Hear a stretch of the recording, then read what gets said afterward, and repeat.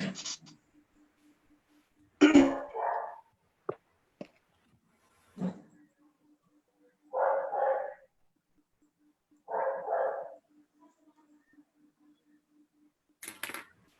विकास सर हजुर सुरु भयो हाम्रो अब सुरु गरौँ है त।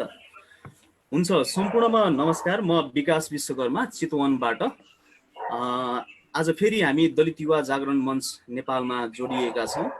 गएको केही महिनादेखि हामीले जुम एप्लिकेसन मार्फत हाम्रो समाजमा रहेका उत्पीडनका विरुद्धमा आवाजहरू बुलन्द गर्ने कामहरू गरिरहेका छौँ। यी कार्यक्रमहरू हामीले पस्किने क्रममा रुकुमको चौरजारीमा जुन घटना घट्न पुगेको छ त्यसले दलित समुदाय लगायत नेपालको सिङ्गो समुदाय र न्यायप्रेमी साथीहरूमा एक किसिमको पीडा दिएको छ र यसै घटनालाई लिएर अध्ययन गर्न भनेर जानुभएको टोलीसँग आज हामीले संवाद गर्ने कोसिस गरिरहेका छौँ। र आज हामी विशेष गरी हामीलाई विभिन्न मिडियाहरू मार्फत विभिन्न किसिमका इन्फर्मेसनहरू आइरहेका छन्, तर पनि त्यो अध्ययनमा जाँदाखेरिमा चाहिँ त्यो टिमले कस्तो खालको चाहिँ निष्कर्ष निकालेको छ, के कुराहरू सत्य तथ्य प्राप्त गरेको छ, त्यसको विषयमा केन्द्रित भएर आजको छलफललाई हामी अगाडि बढाउनेछौँ। म आजको कार्यक्रममा स्वागत गर्न चाहन्छु रुकुम हत्याकाण्ड 2077 स्थलगत अध्ययन गर्न जानुभएको सम्पूर्ण टोलीलाई, जस अन्तर्गत हुनुहुन्छ जेबी विश्वकर्मा लेखक, त्यस्तै गरी अधिवक्ता मोहन सासङ्कर पनि हामी बिचमा हुनुहुन्छ, त्यस्तै गरी लेखक तथा राजनीतिक विश्लेषक युग पाठक सर पनि हाम्रो बिचमा हुनुहुन्छ, त्यस्तै गरी अधिकारकर्मी राम नेपाली सर, युवा अभियन्ता विजय विश्वकर्माजी र पत्रकार सुषमा बराली र लेखक सङ्गीत सर हाम्रो बिचमा जुटिसक्नु भएको छ। म एकमुष्ट रूपमा ढिलो नगरिकन तपाईहरू सम्पूर्णलाई आजको कार्यक्रममा स्वागत गर्न चाहन्छु।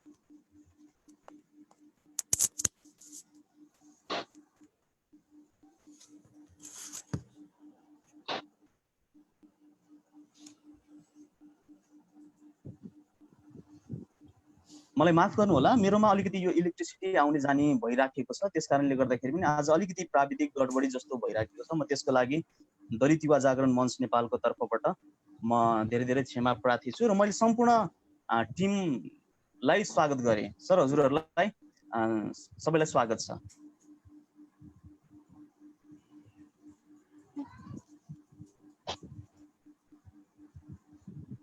मैले आजको कार्यक्रम चाहिँ हाम्रो मोहन सासङ्कर सरबाट सुरु गर्न चाहन्छु। अब यो जुन रुकुम घटना घटेको छ त्यो घटनाले हामी सबैलाई बनाएको छ र एक किसिमको पीडा दिएको छ र तपाईहरू जसरी त्यहाँ अध्ययन गर्न भनेर जानुभयो त्यो अध्ययन गर्ने क्रममा तपाईहरूले धेरै कुराहरू पत्ता लगाउनु भएको छ र हामीलाई जानकारी भएसम्म तपाईँ फर्किने क्रममा पनि त्यहाँ फर्किनु भएन र त्यही रुकुममा नै रहन चाहनुभयो। मैले तपाईलाई आज कुन प्रश्नबाट सुरु गर्न चाहन्छु भने जसरी तपाईहरू त्यहाँ अध्ययन गर्न जानुभयो, मिडियाका माध्यमबाट धेरै कुराहरू आइरहेको छ, तर पनि तपाईहरूले त्यहाँ पुगिसकेपछि चाहिँ प्राप्त गर्नुभएको कुराहरू चाहिँ के निष्कर्ष, त्यसको चाहिँ सत्य तथ्य के रहन पुग्यो र त्यहाँ तपाईँ नफर्किनुको चाहिँ मुख्य कारण चाहिँ के रहन पुग्यो, म आजको कार्यक्रम यहाँबाट सुरु गर्न चाहन्छु।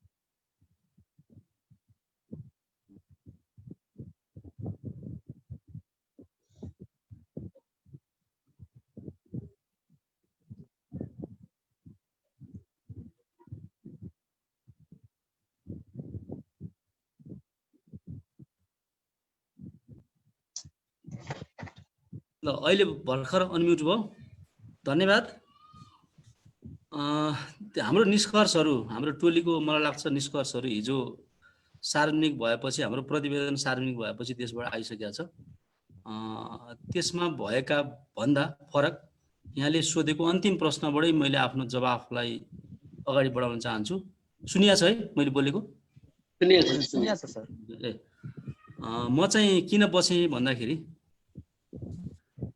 यहाँ चाहिँ कानुनी रूपमा त्यो मुद्दा चाहिँ एउटा अपराधिक घटना थियो, अपराधिक घटना हो।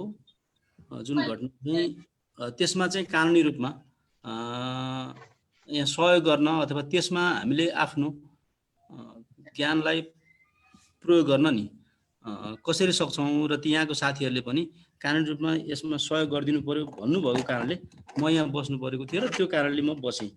र यहाँले सोधेको अब पहिलो प्रश्नहरूतिर जाँदाखेरि अधिकांश जुन कुरा हामीले सार्वजनिक गरेको प्रतिवेदनमा आइसकेको छ त्यो विषयमा मैले फेरि दोहोऱ्याएर यहाँ भनिराख्न जरुरी छैन। त्यो हिजो सार्वजनिक गर्नुभएको साथीहरूले धेरै कुरा राख्नुहुन्छ।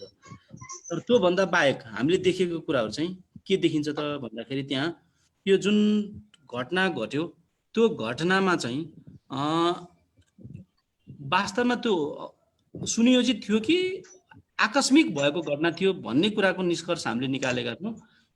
त्यो चाहिँ निष्कर्षमा के देखिन्छ भन्दाखेरि यो सबै तथ्यगत रूपमा धेरै कुरालाई विश्लेषण गरेर हेर्दाखेरि त्यो सुनियोजित घटना पनि थियो र त्यो सुनियोजित घटनालाई फेरि लुकाउनलाई राजनीति संरक्षण गर्ने हैन, त्यो अपराधलाई चाहिँ सामान्यीकरण गर्ने, त्यो चाहिँ अपराध सामान्य अपराध हो भन्ने ढङ्गले लाने र त्यसलाई चाहिँ यो जुन खालको नरसंहार भएको छ त्यो नरसंहार होइन, यो चाहिँ व्यक्तिहरूको जो मृतक हुन् उनीहरूको आफ्नै कारणले यो घटना घट्यो भन्ने खालको जुन खालको मिडियाबाजी अथवा सरकारले पनि अनुसन्धान गर्दा त्यो खालको जुन काम गर्यो अनुसन्धान गर्यो त्यो चाहिँ हाम्रो निष्कर्ष हो। त्यो चाहिँ गलत रूपमा गरिराखेको छ भन्ने हाम्रो निष्कर्ष हो र त्यसमा चाहिँ हामीले कतिको खबरदारी गर्न सक्छौँ र त्यसमा हामीले कानुनी उपचारको बाटो यो राज्य संयन्त्रबाट अहिले जे हामीलाई उपलब्ध छ कानुन र त्यसको उपचारको उपाय त्यो उपायहरूलाई हामीले कतिसम्म चाहिँ प्रयोग गर्न सक्छौँ, त्यसमा कति सहयोग गर्न सक्छौँ भन्ने ढङ्गले चाहिँ अहिले म यहाँ बसेर काम गरिरहेको अवस्था हो। र अहिले हाम्रो मुद्दाको चाहिँ अब मुद्दाको सन्दर्भमा कुरा गर्दाखेरि अदालतमा मुद्दा दर्ता भइसकेको छ, यहाँहरू सबैलाई थाहा छ। र 2 जना त्यो 34 जना प्रतिवादी मध्ये 2 जना प्रतिवादी नाबालक भएको 18 वर्षभन्दा मुनि भएकोले उनीहरूको हकमा 21 दिनभित्रमा अभियोग पत्र दर्ता गर्नुपर्ने अदालतमा र अभियोग पत्र दर्ता भएको भोलिपल्ट उनीहरूको बयान भई बयानमा हामीले थुनछेक बहस गरेपछि उनीहरूलाई अहिले थुनामा मुद्दाको पूर्वपक्षको लागि थुनामा पठाएको अवस्था छ। र त्यो पछि अहिले दोस्रो चरणमा बाँकी जो साबालक 18 वर्षभन्दा माथिका प्रतिवादीहरूको हकमा उनीहरूको बयान कार्य सुरु भएको छ र हिजो 9 जनाको हजुर हामीले मिडियाको मार्फत पनि अब बयानहरू चलिरहेको जानकारी पाउनुहुन्छ। ठिक छ, आज 7 जनासम्मको बयान भइरहेछ र अझ भोलिसम्म यो बयानको क्रम चल्छ भन्ने हामीलाई लाग्छ। र यो बयान पछि अहिलेसम्म हामीले आधिकारिक रूपमा सबै डकुमेन्टको नक्कल पाइसकेका छैनौँ। यद्यपि अनौपचारिक रूपमा हामीले केही नक्कलहरू पाछौँ। त्यसबाट देखिएको कुरा के छ भन्दाखेरि यहाँहरूले धेरैबाट मिडियाबाट पनि थाहा पाउनु भएको छ। बयानको कुरा भन्दा पनि हामीले बुझ्नुपर्ने या थाहा पाउनुपर्ने कुरा के छ भने मिडियाबाट चाहिँ थाहा पाएको कुरा के हो भने यो मुद्दामा अभियोग मागदाबी हैन प्रतिवादीहरूलाई हदैसम्मको अभियोगको मागदाबी लिएको छ, तर त्यो मुद्दाभित्रको अनुसन्धान के छ भन्ने कुरा चाहिँ प्रष्ट रूपमा खुलेको अवस्था छैन। त्यो हेर्दाखेरि अभियोग मागदाबी हदैसम्मको लिए तापनि मुद्दाको फेरि प्रमाणहरू कमजोर रूपमा प्रस्तुत गरिएको देखिन्छ र त्यहाँ चाहिँ निकै तोडमोड गरेर प्रमाणहरूलाई लोप गरेर अथवा नचाहिँदो प्रमाणहरूलाई चाहिँ त्यहाँ राखेर चाहिँ प्रस्तुत गरेको देखिन्छ। यसले गर्दाखेरि मुद्दामा चाहिँ भोलि हामीले फैसलाको बेलामा यो मुद्दामा यी जो पीडितहरूले न्याय पाउने र पीडकहरूलाई सजाय हुन सक्ने सम्भावना न्यून भएको मैले पाएको छु। अरू बाँकी केही प्रश्न भयो भने म त्यसको जवाफ दिनेछु। अहिलेलाई यति मात्रै भनौँ। हुन्छ सर। हुन्छ, म यति बेला राम नेपाली सरसँग आउन चाहन्छु। उहाँ अधिकार कर्मी हुनुहुन्छ। राम नेपाली सर सुनिरहनु भएको छ मलाई? हजुरको माइक्रोफोन अफ छ, यताबाट मैले अनम्युट गरिराखेको छु तर देखाइरहेको छैन, त्यसलाई याद गर्नु होला। अब अहिले यति बेला यो रुकुम घटनाले गर्दाखेरिमा चाहिँ सम्पूर्ण सिङ्गो दलित समुदाय आन्दोलनमा छ। देशका विभिन्न स्थानहरूमा अहिले आन्दोलन चर्किँदै गइरहेको पनि हामीले महसुस गरिरहेका छौँ र मिडिया लगायत सामाजिक सञ्जालमा पनि यो कुराहरू देख्न सकिन्छ।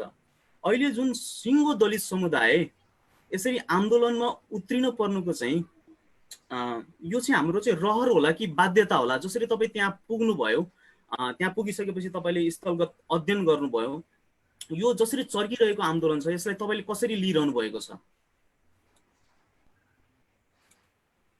सर हजुरको म्युट छ है।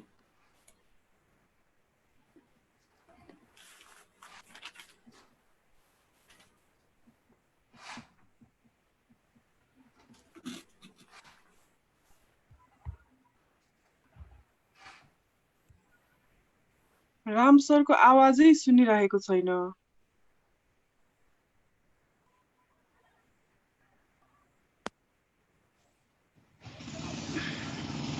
हजुर सबैलाई नमस्ते।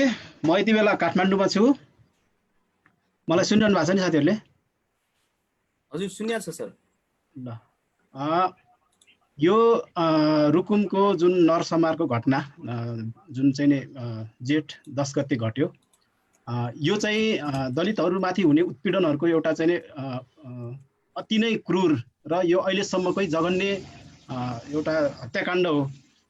यस प्रकारको हत्याहरू नेपालमा दलित समुदायमाथि चाहिँ विगतदेखि नै हुँदै आएको थियो र त्यसको विरुद्धमा दलित आन्दोलन र सिङ्गो दलित समुदाय र त्यो सँगै उत्पीडितहरूको पक्षधर प्रगतिशील गैर दलित तबका सहितको चाहिँ संयुक्त आन्दोलनहरू विगतमा नि चलिरहेकै हो र त्यो निरन्तर क्रममा पनि थियो। र त्यो सँगै यो रुकुमको घटना घटिसकेपछि त्यो आन्दोलन अहिलेको यो घटनाले चाहिँ झन् यसलाई चाहिँ तताएको छ र काठमाडौँको अहिलेको अवस्था पनि काठमाडौँमा राजनीतिक पार्टीहरूको भातृ सङ्गठन, त्यसपछि नागरिक समाज, गैर सरकारी सङ्घ संस्थाहरू, जातीय सङ्गठनहरू सबै एकै ठाउँमा आएर राजधानीदेखि सबै जिल्लाहरूमा चाहिँ एकीकृत रूपले चाहिँ आन्दोलन सङ्घर्षको कार्यक्रममा अगाडि बढिरहेको छ। र सँगै फेरि धनुषा र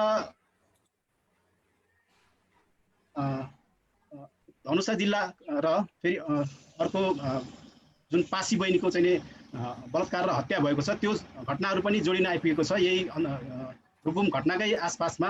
र यो संयुक्त आन्दोलनले चाहिँ ती घटनाहरूलाई पनि सँगै लिएर जाने चाहिँ निचोड निकालेको छ। हिजो संयुक्त राजनीतिक सङ्घर्ष समितिको बैठक हिजो पनि थियो र त्यो बैठकले आज कार्यक्रम तयार दोस्रो चरणको कार्यक्रम पनि तयार गरिरहेको छ।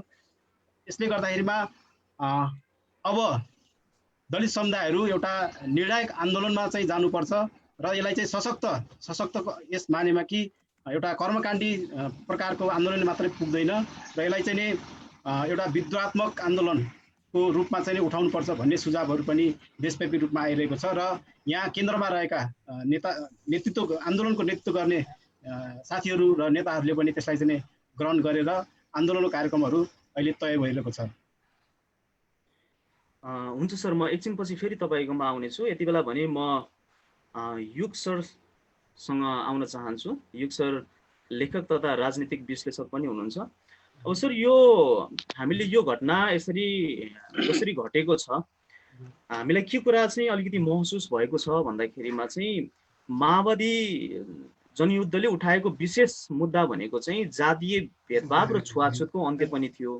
तर रुकुम जाजरकोट जहाँबाट चाहिँ माओवादी सशक्त जनयुद्ध सुरु भएको थियो त्यही ठाउँमा नै यसरी यो घटना घट्न पुगेको छ। हजुरलाई के लाग्छ? तपाईँ त्यहाँ अध्ययन गर्नको निमित्त पनि जानुभयो, त्यो ठाउँमा पनि पुग्नुभयो, त्यहाँ के सत्य थियो, के कुराहरू चाहिँ भएको थियो भन्ने कुरा नजिकबाट निहाल्नु पनि भयो। तर राजनीतिक दृष्टिकोणबाट विश्लेषण गर्दाखेरिमा चाहिँ तपाईँले किन अन्त्य हुन सकेन यस्तो खालको चाहिँ विभेदको घटना? अनि विशेष गरी चाहिँ यो मूलधारका राजनीतिक पार्टीहरूले त्यो घटना जुन घटेको छ त्यो ठाउँमा चाहिँ एक किसिमको चाहिँ विभेद छ भन्ने कुराको महसुस नभएको कारणले गर्दाखेरि हो या अथवा गर्न खोज्दै पनि यो कुराहरूको अन्त्य हुन नसकेको हो? यो घटनाकै सन्दर्भमा भन्दा चाहिँ दुईटा कुरा छ। एउटा यो घटना चाहिँ भवितव्य थियो, दुर्घटना थियो अथवा दुई पक्षीय झडप थियो।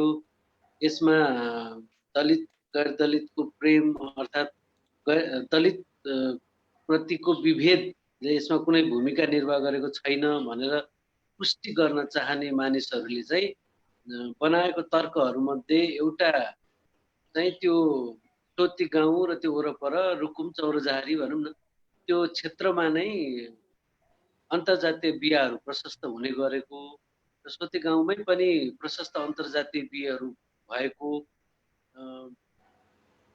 युवतीको परिवार भित्रै पनि अन्तर्जातीय बिहाहरू भएको भन्ने कुरालाई हाइलाइट गर्ने गरेको देखिन्छ। तर एउटा कुरा के हो भने अब यो कुरा सत्य हुँदाहुँदै पनि त्यहाँ धेरै अन्तर्जातीय बिहाहरू भएको भन्ने कुरा सत्य हुँदाहुँदै पनि र जनयुद्धको तपाईँले भन्नुभयो जस्तै रुकुम, जाजरकोट, रोल्पा भनेको त जनयुद्धको केन्द्रबिन्दु भएर आएको ठाउँ पनि हो। त्यस हिसाबले पनि त्यो क्षेत्रका धेरै मान्छेहरू जनयुद्धमा सामेल भएको, गाउँका गाउँ सामेल भएको र ती धेरै गाउँहरूमा चाहिँ अन्तर्जातीय बिहाहरू त्यति बेला धेरै नै हुने गरेको, अन्तर्जातीय बिहा गर्नेहरूलाई प्रोत्साहन गरिने गरेको, पार्टीमा पनि पोजिसन माथि बनाइदिने गरेको लगायतको इतिहासको कारणले पनि ती उदाहरणहरू आजसम्म पनि देख्न पाइनु स्वाभाविकै भयो। तर के त्यो पुरानो उदाहरणले सबै कुरा समाप्त गरिसकेको रहेछ त भनेर व्याख्या गर्न चाहनुभयो भने चाहिँ अहिलेको नवराज विक लगायत 6 जनाको निर्मम हत्या हुने गरी भएको हत्याकाण्डले चाहिँ यो जातीय छुवाछुत अथवा भनौँ न जातीय शक्तिको असन्तुलन, जातिहरू बीचको शक्तिको असन्तुलन चाहिँ कायमै छ भन्ने कुरा नै देखाउँछ। त्यसकारण जनयुद्धको बेलामा त्यस्तो हुने ठाउँ अहिले चाहिँ त्यस्तो कसरी भयो त भन्ने प्रश्नको जवाब चाहिँ कहाँ खोज्नुपर्छ जस्तो मलाई लाग्छ भने जनयुद्धमा चाहिँ माओवादी पार्टीले एउटा आफ्नै खालको राजनीतिक प्रणाली मात्रै थिएन, त्यो राजनीतिक आन्दोलन मात्रै थिएन, त्यो आफ्नै प्रकारको त्यसले चाहिँ अर्थतन्त्र बनाएको थियो, आफ्नै प्रकारको एक प्रकारको भूमिगत समाज बनाएको थियो, त्यसको आफ्नै समाजशास्त्र बनाएको थियो, त्यसको आफ्नै प्रकारको एउटा आर्टिफिसियल भए पनि सबै कुरा थियो त्यहाँभित्र। त्यहाँभित्र आन्दोलन मात्रै थिएन, पुरै समाज थियो, त्यसको अर्थतन्त्र थियो, त्यसको सेनाको संरचना थियो, त्यसको चाहिँ पार्टीभित्र विभिन्न किसिमका निकायहरूको संरचना थियो, जनसरकारहरू पनि थियो। त्यसकारण त्यो सबै थियो, तर त्यो समाजभन्दा बाहिर थियो। समाजको जुन परम्परागत रूपमा सेट भएर बसेको समाज छ त्यो समाजभन्दा त्यो सबै बाहिर थियो। त्यसकारण त्यहाँभित्र मान्छे, त्यहाँभित्रको अर्को महत्त्वपूर्ण कुरा के भने त्यहाँभित्र समयको गति पनि द्रुत थियो। कति बेला को मारिने भन्ने ठेगान थिएन र एकदम द्रुतमा गतिमा समय बगिरहेको हुनाले गर्दाखेरि पनि त्यहाँभित्र जाने, आन्दोलनमा जाने मानिसहरू चाहिँ जात हेरेर प्रेम गर्ने अथवा जातको हिसाब किताब मिलाइराख्ने त्यो सम्भावना नै थिएन। त्यहाँ मानिसहरू कमरेड थिए, बराबरै लड्नु पर्थ्यो सबैले र सबैको ज्यान जोखिममा थियो, जुनसुकै बेला मर्न सकिन्थ्यो। त्यसकारण त्यहाँभित्र चाहिँ समाजको परम्परागत सेटिङभित्र भएका चाहिँ संरचनागत विभेदहरू अनि त्यसले निकालेका चाहिँ व्यवहारिक विभेदहरू, छुवाछुत लगायत त्यो सबै चिज त्यहाँभित्र प्र्याक्टिस भएन, त्यहाँभित्र त्यहाँ समाज जस्तो निर्माण भयो। तर खास कुरा के थियो भने त्यो समाज चाहिँ एक प्रकारको अस्थायी र एक प्रकारको आर्टिफिसियल समाज थियो। जब जनयुद्ध सकियो, जनयुद्धको अर्थतन्त्र पनि सकियो, त्यसले बनाएको आफ्नै प्रकारको समाजको एउटा लय थियो उनीहरूभित्रको, त्यो पनि सकियो। त्यसपछि अब नेताहरू र पार्टी चाहिँ तर हरेक एउटा इन्डिभिजुअल माओवादीको कार्यकर्तालाई सम्झिनु भयो भने त्यो चाहिँ अब हिजो जनयुद्धमा हुँदाखेरि जहाँ जहाँ बसे पनि हुन्थ्यो, उसको लागि घर आवश्यक थिएन, उनीहरू मुभमेन्टमा हुन्थे। जति बेला पनि चलायमान हुन्थ्यो जिन्दगी, कुनै एउटा स्थिर घर चाहिन्थ्यो।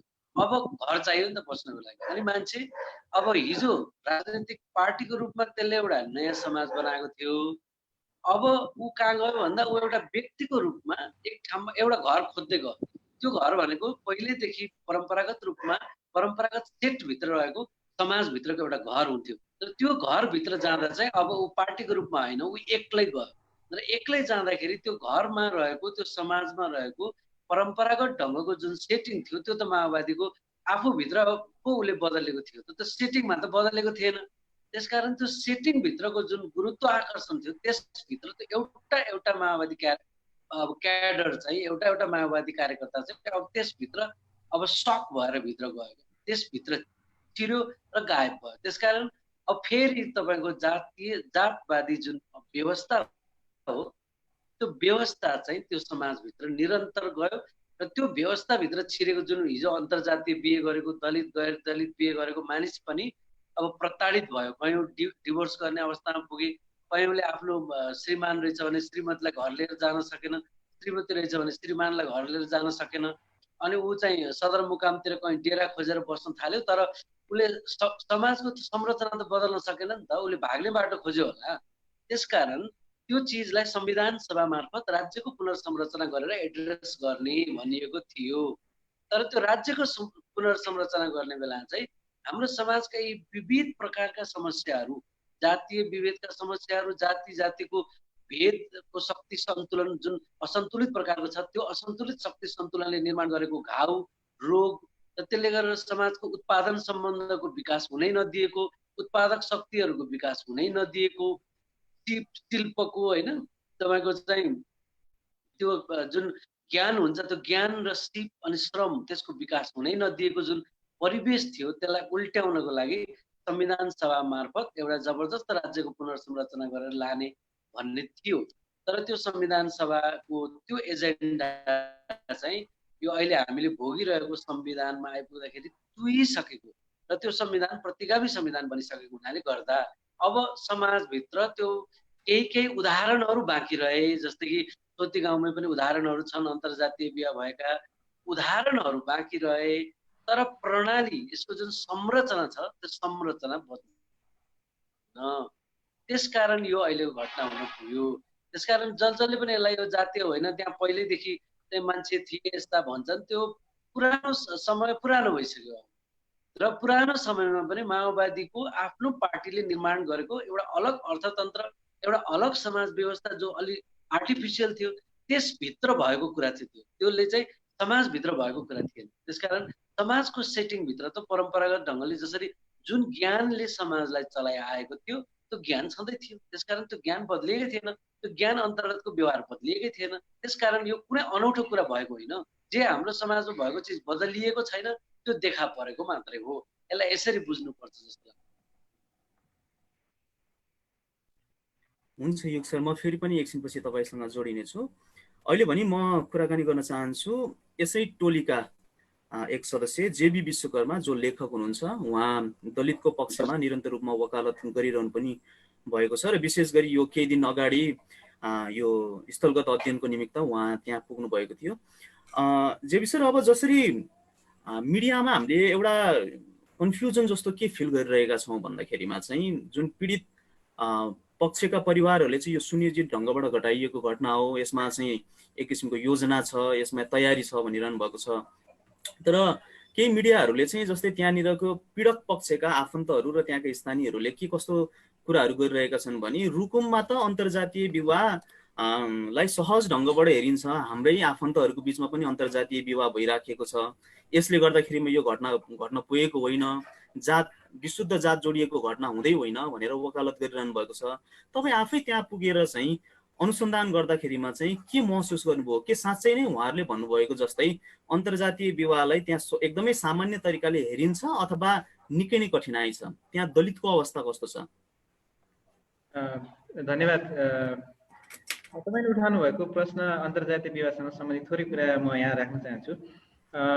अघि युद्धले पनि केही कुराहरू भन्नुभयो कि माओवादी जनयुद्धको क्रममा जुन खालको उभार उत्पन्न भएको थियो, जुन खालको सामाजिक तहमा एक खालको भाइब्रेसन आएको थियो रूपान्तरणको लागि, त्यो बेला रुकुम रोल्पाका धेरै ठाउँहरूमा अन्तर्जातीय विवाहहरू भएका छन्, अन्य जिल्लाहरू पनि भएका छन्। अन्तर्जातीय विवाहहरू धेरै ठाउँमा नभएका होइनन्, भएका छन्। तर यो घटनालाई हामीले जोडेर हेर्ने हो भनेदेखि चाहिँ यसको मूल कारक तत्त्व भनेको चाहिँ जात व्यवस्था नै हो। जातीय आधारमा हुने जो नवराज र सुषमा बिचको प्रेम सम्बन्ध थियो, प्रेम सम्बन्ध नै सबैभन्दा मुख्य जडको रूपमा हामीले पायौँ।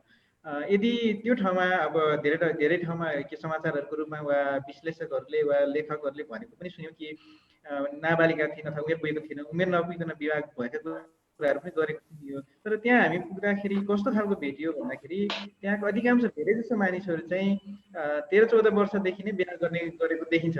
अर्को चाहिँ सांस्कृतिक रूपमा चाहिँ स्थापित भएको कुरा के पनि रहेछ भन्दाखेरि यो बेहुली भगाउने भन्ने त्यहाँ प्रचलन रहेछ, जहाँ चाहिँ जस केटाले मन पराएको आफ्नो प्रेमिकालाई लिन जानु पर्यो भनेदेखि केही साथीहरू लिएर जाने, सँगै लिएर आउने र त्योभन्दा पछाडि मात्रै बिहा गर्ने जुन चलन रहेछ, त्यो चलन पनि त्यहाँ देखियो।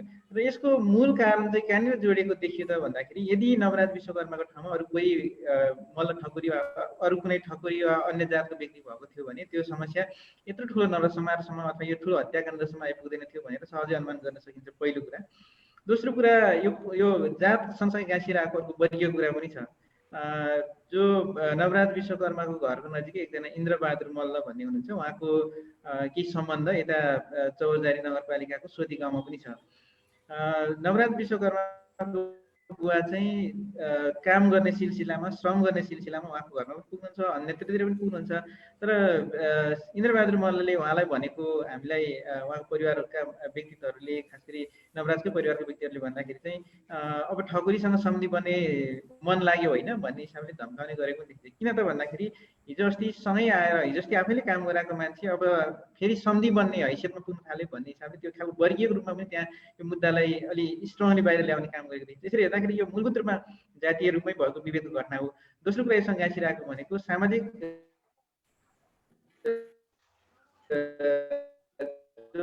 आर्थिक व्यवस्था छ अथवा केही म सम्धि बनाउन चाहन्न, त्यस कारण यसको लागि यो उपयुक्त छैन भन्ने ढङ्गले मल्लहरूले गरेको व्यवहार अर्को दोस्रो महत्त्वपूर्ण कुरा हो भन्ने लाग्छ। यहाँ धेरै मान्छेहरूले यो झडप भयो, यो भयो, त्यो भयो भनेर व्याख्या गरेको देखिए पनि हाम्रो अध्ययनमा चाहिँ के देखिन्छ भन्दाखेरि घटना हुनुको मूल कारण जातीय व्यवस्था नै हो अथवा जात नै मुख्य कारण हो, प्रेम हुनु नै मुख्य समस्याको रूपमा त्यहाँ अर्थाइएको देखिन्छ भने दोस्रो चाहिँ वर्गीय कुरा पनि हो। यसलाई अलिकति थप मैले जोड दिन खोज्दाखेरि चाहिँ के हुन्छ भन्दाखेरि त्यहाँ मल्ल परिवारहरूको एक खालको आफ्नो जातिप्रतिको अहमता, जातिप्रतिको गौरव, जातिप्रतिको जुन खालको हामी ठुला हौँ, हामी राजा साहब ठकुरी हौँ भन्ने खालको मनोविज्ञान हामीले त्यहाँ घुम्दाखेरि थुप्रै मान्छेहरूमा पायौँ। त्यो चाहिँ किन त्यस्तो निर्माण भएको छ भन्दाखेरि चाहिँ त्यहाँको राजनीतिक सत्ताको नेतृत्व को छ भनेर हेर्ने हो भने रुकुमको त्यो निर्वाचन क्षेत्रबाट निर्वाचित हुने जनार्दन शर्मा हुनुहुन्छ। त्यो पार्टी नेकपाको जिल्ला अध्यक्ष गोपाल शर्मा हुनुहुन्छ। त्यसै गरी राजनीतिमा अलि इन्फ्लुएन्स राख्न सक्ने व्यक्तित्वको रूपमा त्यहाँ के भन्छ अनिल शर्माहरू हुनुहुन्छ। त्यसै गरी चौरजारी नगरपालिकाको मेयर विशाल शर्मा हुनुहुन्छ। यो यसरी हेर्दाखेरि के देखिन्छ भन्दाखेरि जातीय रूपमा हामी कति शक्तिशाली छौँ भन्ने खालको दम्भ त्यहाँको स्थानीय तहसम्म पुग्ने गरेको देखिन्छ, जसको नेतृत्व, जसको त्यो मनोविज्ञान निर्माण गर्ने काममा विशाल शर्मादेखि त्यहाँको जो वडा अध्यक्ष पक्राउ पर्नु भएको छ डमरबहादुर मल्लसम्ममा त्यो खालको जातीय मनोविज्ञान, जातीय अहमता वा जातीय अहङ्कारको मनोविज्ञानले काम गरेको छ। यसरी हेर्दाखेरि मूलभूत रूपमा यो घटना हुनुको पछाडिको कारण भनेको जाति नै हो भनेर हामीले भन्न सक्ने अवस्था छ। तर जेबी सर, अब जस्तै तपाईँहरूले जुन प्रतिवेदन पेश गर्नुभएको छ त्यसको पृष्ठ 6 मा चाहिँ यहाँ बेहुली भगाउने र बिहेबारीको स्थानीय प्रचलन भनेर चाहिँ तपाईँहरूले टाइटल दिनुभएको छ। अब जस्तै यो सामाजिक सञ्जालमा विशेष गरी एउटा बहसको चाहिँ विषय बनेको कुरा चाहिँ के थियो भन्दाखेरिमा चाहिँ लकडाउन र 17 वर्षको उमेरले चाहिँ विशेष प्राथमिकता पायो र धेरै सङ्ख्यामा चाहिँ गैर दलित समुदाय चाहिँ अब जस्तै 17 वर्षको उमेरको छोरी भगाउन जाँदाखेरि कसले चाहिँ छोड्ला अथवा चाहिँ त्यो हुनु चाहिँ एकदम स्वाभाविक थियो भनेर धेरै टिका टिप्पणीहरू पनि आए। तर यहाँ हामीले प्रतिवेदन पढ्दाखेरिमा 14-15 वर्षकै उमेरमा चाहिँ त्यहाँ धेरै विवाहहरू हुने र सजातीय भएमा चाहिँ त्यसलाई सहर्ष स्वीकार गरिने र चाहिँ विजातीय भएको खण्डमा चाहिँ त्यसलाई चाहिँ अब बलात्कारीको संज्ञा लगायत अन्य किसिमका चाहिँ मुद्दाहरू लगाएर त्यसलाई चाहिँ पन्छाउने काम गरिएको कुराहरू तपाईँले राखिरहनु भएको छ। तपाईँहरूले अलिकति केही भनिदिनुहुन्छ यस विषयमा ताकि हामी सबैलाई बुझ्न सजिलो होस् कि यो एउटा 17 वर्षको उमेरको कारणले गर्दाखेरि घटेको घटना थियो कि थिएन भन्ने विषयमा। यो प्रसङ्गमा चाहिँ के हो भन्दाखेरि हामीले त्यहाँ अध्ययन गर्दाखेरि धेरै करिब हामी 50 जना जति मान्छेहरूसँग त इन्डिभिजुअली नै भेटघाट गर्यौँ। त्यहाँको हाम्रो अध्ययनको लक्ष्य खालि घटना कसरी भयो भन्नेसँग मात्रै नभएर यसको सामाजिक आर्थिक पाटो के छ, यसको सांस्कृतिक वा मनोवैज्ञानिक पाटो के छ वा त्यहाँको सांस्कृतिक प्रचलनहरू के छ भन्ने कुरा पनि हामीले अध्ययन गरेका थियौँ। त्यसैको आधारमा हामीले तपाईँले भन्नुभएको निष्कर्ष रिपोर्टमा समावेश गरेका हौँ। अधिकांश व्यक्तिहरू जो हामीले भेट्यौँ उहाँहरू करिब करिब 14-15 वा 15-16 वर्षको उमेरको हाराहारीमा धेरै मान्छेहरूको विवाह भएको देखिन्छ त्यहाँ त्यो एरियामा। विशेष गरी जाजरकोटको जुन क्षेत्रमा हामी भ्रमण गऱ्यौँ, रुकुमको जुन क्षेत्र हामी भ्रमण गऱ्यौँ, अधिकांश ठाउँमा उमेरको हदको हिसाबले हेर्दाखेरि करिब करिब 14-15 वर्षमै बिहा भएको धेरै उदाहरणहरू छन्। यो कुरा किन पनि अफवाह ढङ्गले अफवाहको रूपमा हामीले लिएका छौँ भने त्यो घटना हुनुभन्दा केही समय अगाडि जाजरकोटबाटै एउटा युवाहरूको समूह अन्यत्र गएर फेरि बेहुली भगाएर ल्याउने काम त्यो नवराज विश्वकर्मा सहितको टोलीले गरेको छ। यदि लकडाउनलाई मान्ने हो भनेदेखि त त्यो बेला पनि त पक्राउ गर्नुपर्ने थियो नि। त्यो बेला पनि जो मान्छे बेहुली भगाउन गए उनीहरूलाई पक्राउ गरेर कारवाही गरिनुपर्ने थियो। अरूको हकमा त्यो कुरा लागु हुने र नवराजको मात्रै हकमा लागु हुने भन्ने कुरा चाहिँ यो खालि यो सुनियोजित ढङ्गले आक्रमण गर्नुपर्छ भन्ने मनोविज्ञान निर्माण भइराखेको र कुनै पनि हिसाबले सकिन्छ भन्ने ढङ्गले तयारी गरिराखेको अवस्था अवस्थाकै परिणाम हो भन्ने लाग्छ। यो उमेरको कुरा धेरै जसो विवाह त्यसरी हुने भावनाले यसलाई कि सबै विवाहहरूलाई त्यसरी बाल विवाह थियो भनेर त्यहाँ रोक्नुपर्ने थियो, त्यसरी नै व्यवहार गर्नुपर्ने सँगै थियो, अथवा त्यसरी विवाहित जोडीहरूलाई पक्राउ गर्न सक्थ्यो होला सरकारले, स्थानीय सरकारले गर्न सक्थ्यो होला, प्रशासनले गर्न सक्थ्यो होला, तर त्यो चाहिँ गरेको देखिँदैन। तर नवराजको हकमा मात्रै किन लागू भयो त? त्यसै गरी बेहुली भगाउने प्रचलन अघि पनि मैले कुरा गरेँ कि अधिकांश विवाहहरू चाहिँ बेहुली भगाउने वा पुरुष र महिला बिचको सहमति भइसकेपछि बेहुलीलाई लिएर जाने र त्योभन्दा पछाडि मात्रै संस्कारगत रूपमा बिहा गर्ने प्रचलन त्यहाँ भएको हुनाले यसलाई चाहिँ खालि अफवाहको रूपमा मात्रै फैलाउने काम भएको छ। वस्तुगत स्थिति हेर्ने हो भनेदेखि उमेरको यो घटनामा त्यस्तो ठुलो कुनै पनि सम्बन्ध देखिँदैन भने अर्को कुरा लकडाउनको पनि त्यति धेरै विषयवस्तु देखिँदैन। किनभने यदि लकडाउन नै हुन्थ्यो भने ती युवाहरू आउँदाखेरि प्रहरी पनि त्यो नजिकै जो पुल छ पुलको नजिकै काले गाउँमा पनि प्रहरी प्रशासनको उपस्थिति छ। त्यसै गरी यदि त्यसरी युवाहरू आउँदाखेरि त वडाध्यक्ष लगायत त्यहाँका व्यक्तिहरूले प्रहरी प्रशासनलाई जानकारी गरेर उनीहरूलाई पक्राउ गर्न सक्ने ठाउँ त थियो नि। गाउँले नै सबै उठेर लखेटी चाहिँ लिएर जानुपर्ने वा आक्रमण गर्नुपर्ने अवस्था थिएन। त्यस कारणले लकडाउन भन्ने कुरालाई बहानाबाजी बनाएर विषयान्तर गर्न खोजेको देखिन्छ। कम उमेरको थियो भनेर विषयान्तर गर्न खोजेको देखिन्छ, तर वास्तविकता त्यस्तो होइन कि हामीले जे रिपोर्टमा उल्लेख गरेका छौँ यसलाई अफवाहको रूपमा फैलाउनको लागि सपोर्ट हुने गरेर यस्तो खालको तर्कहरू बनाइएको छ, त्यो कुरा सत्य थिएन, सत्य होइन भन्ने लाग्छ। हुन्छ जेबी सर, म एकछिनपछि फेरि तपाईँसँग जोडिनेछु। यति बेला भने म कुराकानी गर्न चाहन्छु यही टोली अन्तर्गत अध्ययन गर्न पुग्नुभएका लेखक सङ्गीत सरसँग। सङ्गीत सर, अब जस्तै हाम्रो समाजमा जुन किसिमको सुरक्षा, सुशासन, सुव्यवस्था हामीले चाहेका छौँ त्यसमा संस्कार प्रत्यक्ष रूपमा जोडिएको हुन्छ र कानुन पनि प्रत्यक्ष रूपमा जोडिएको हुन्छ। यो कुराहरू हामी सबैले महसुस गरिरहेका छौँ।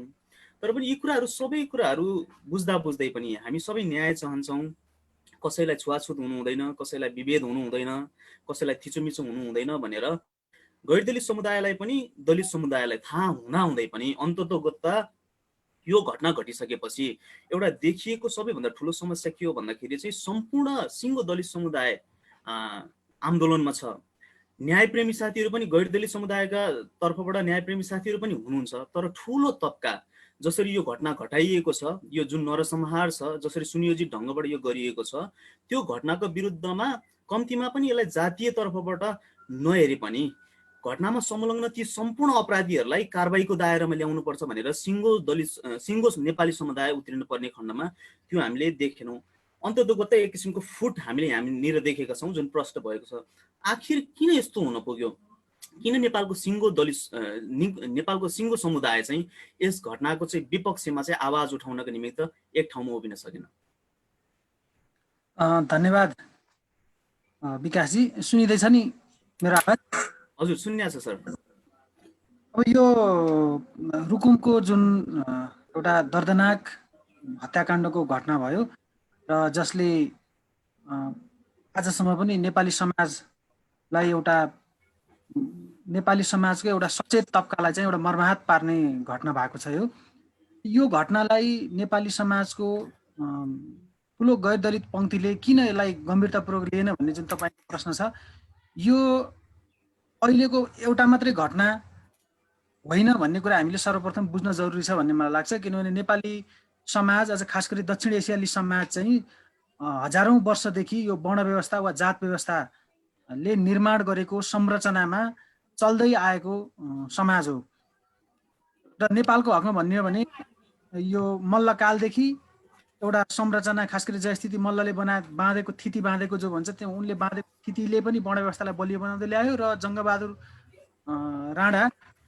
जङ्गबहादुर राणाले आफ्नो शासनको सुरुवात सँगसँगै जुन मुलुकी ऐन ल्याए, त्यो मुलुकी ऐनले पनि वर्ण व्यवस्थालाई एउटा कानुनी रूप दिएर अझ त्यसलाई बलियो बनाउने काम गर्यो।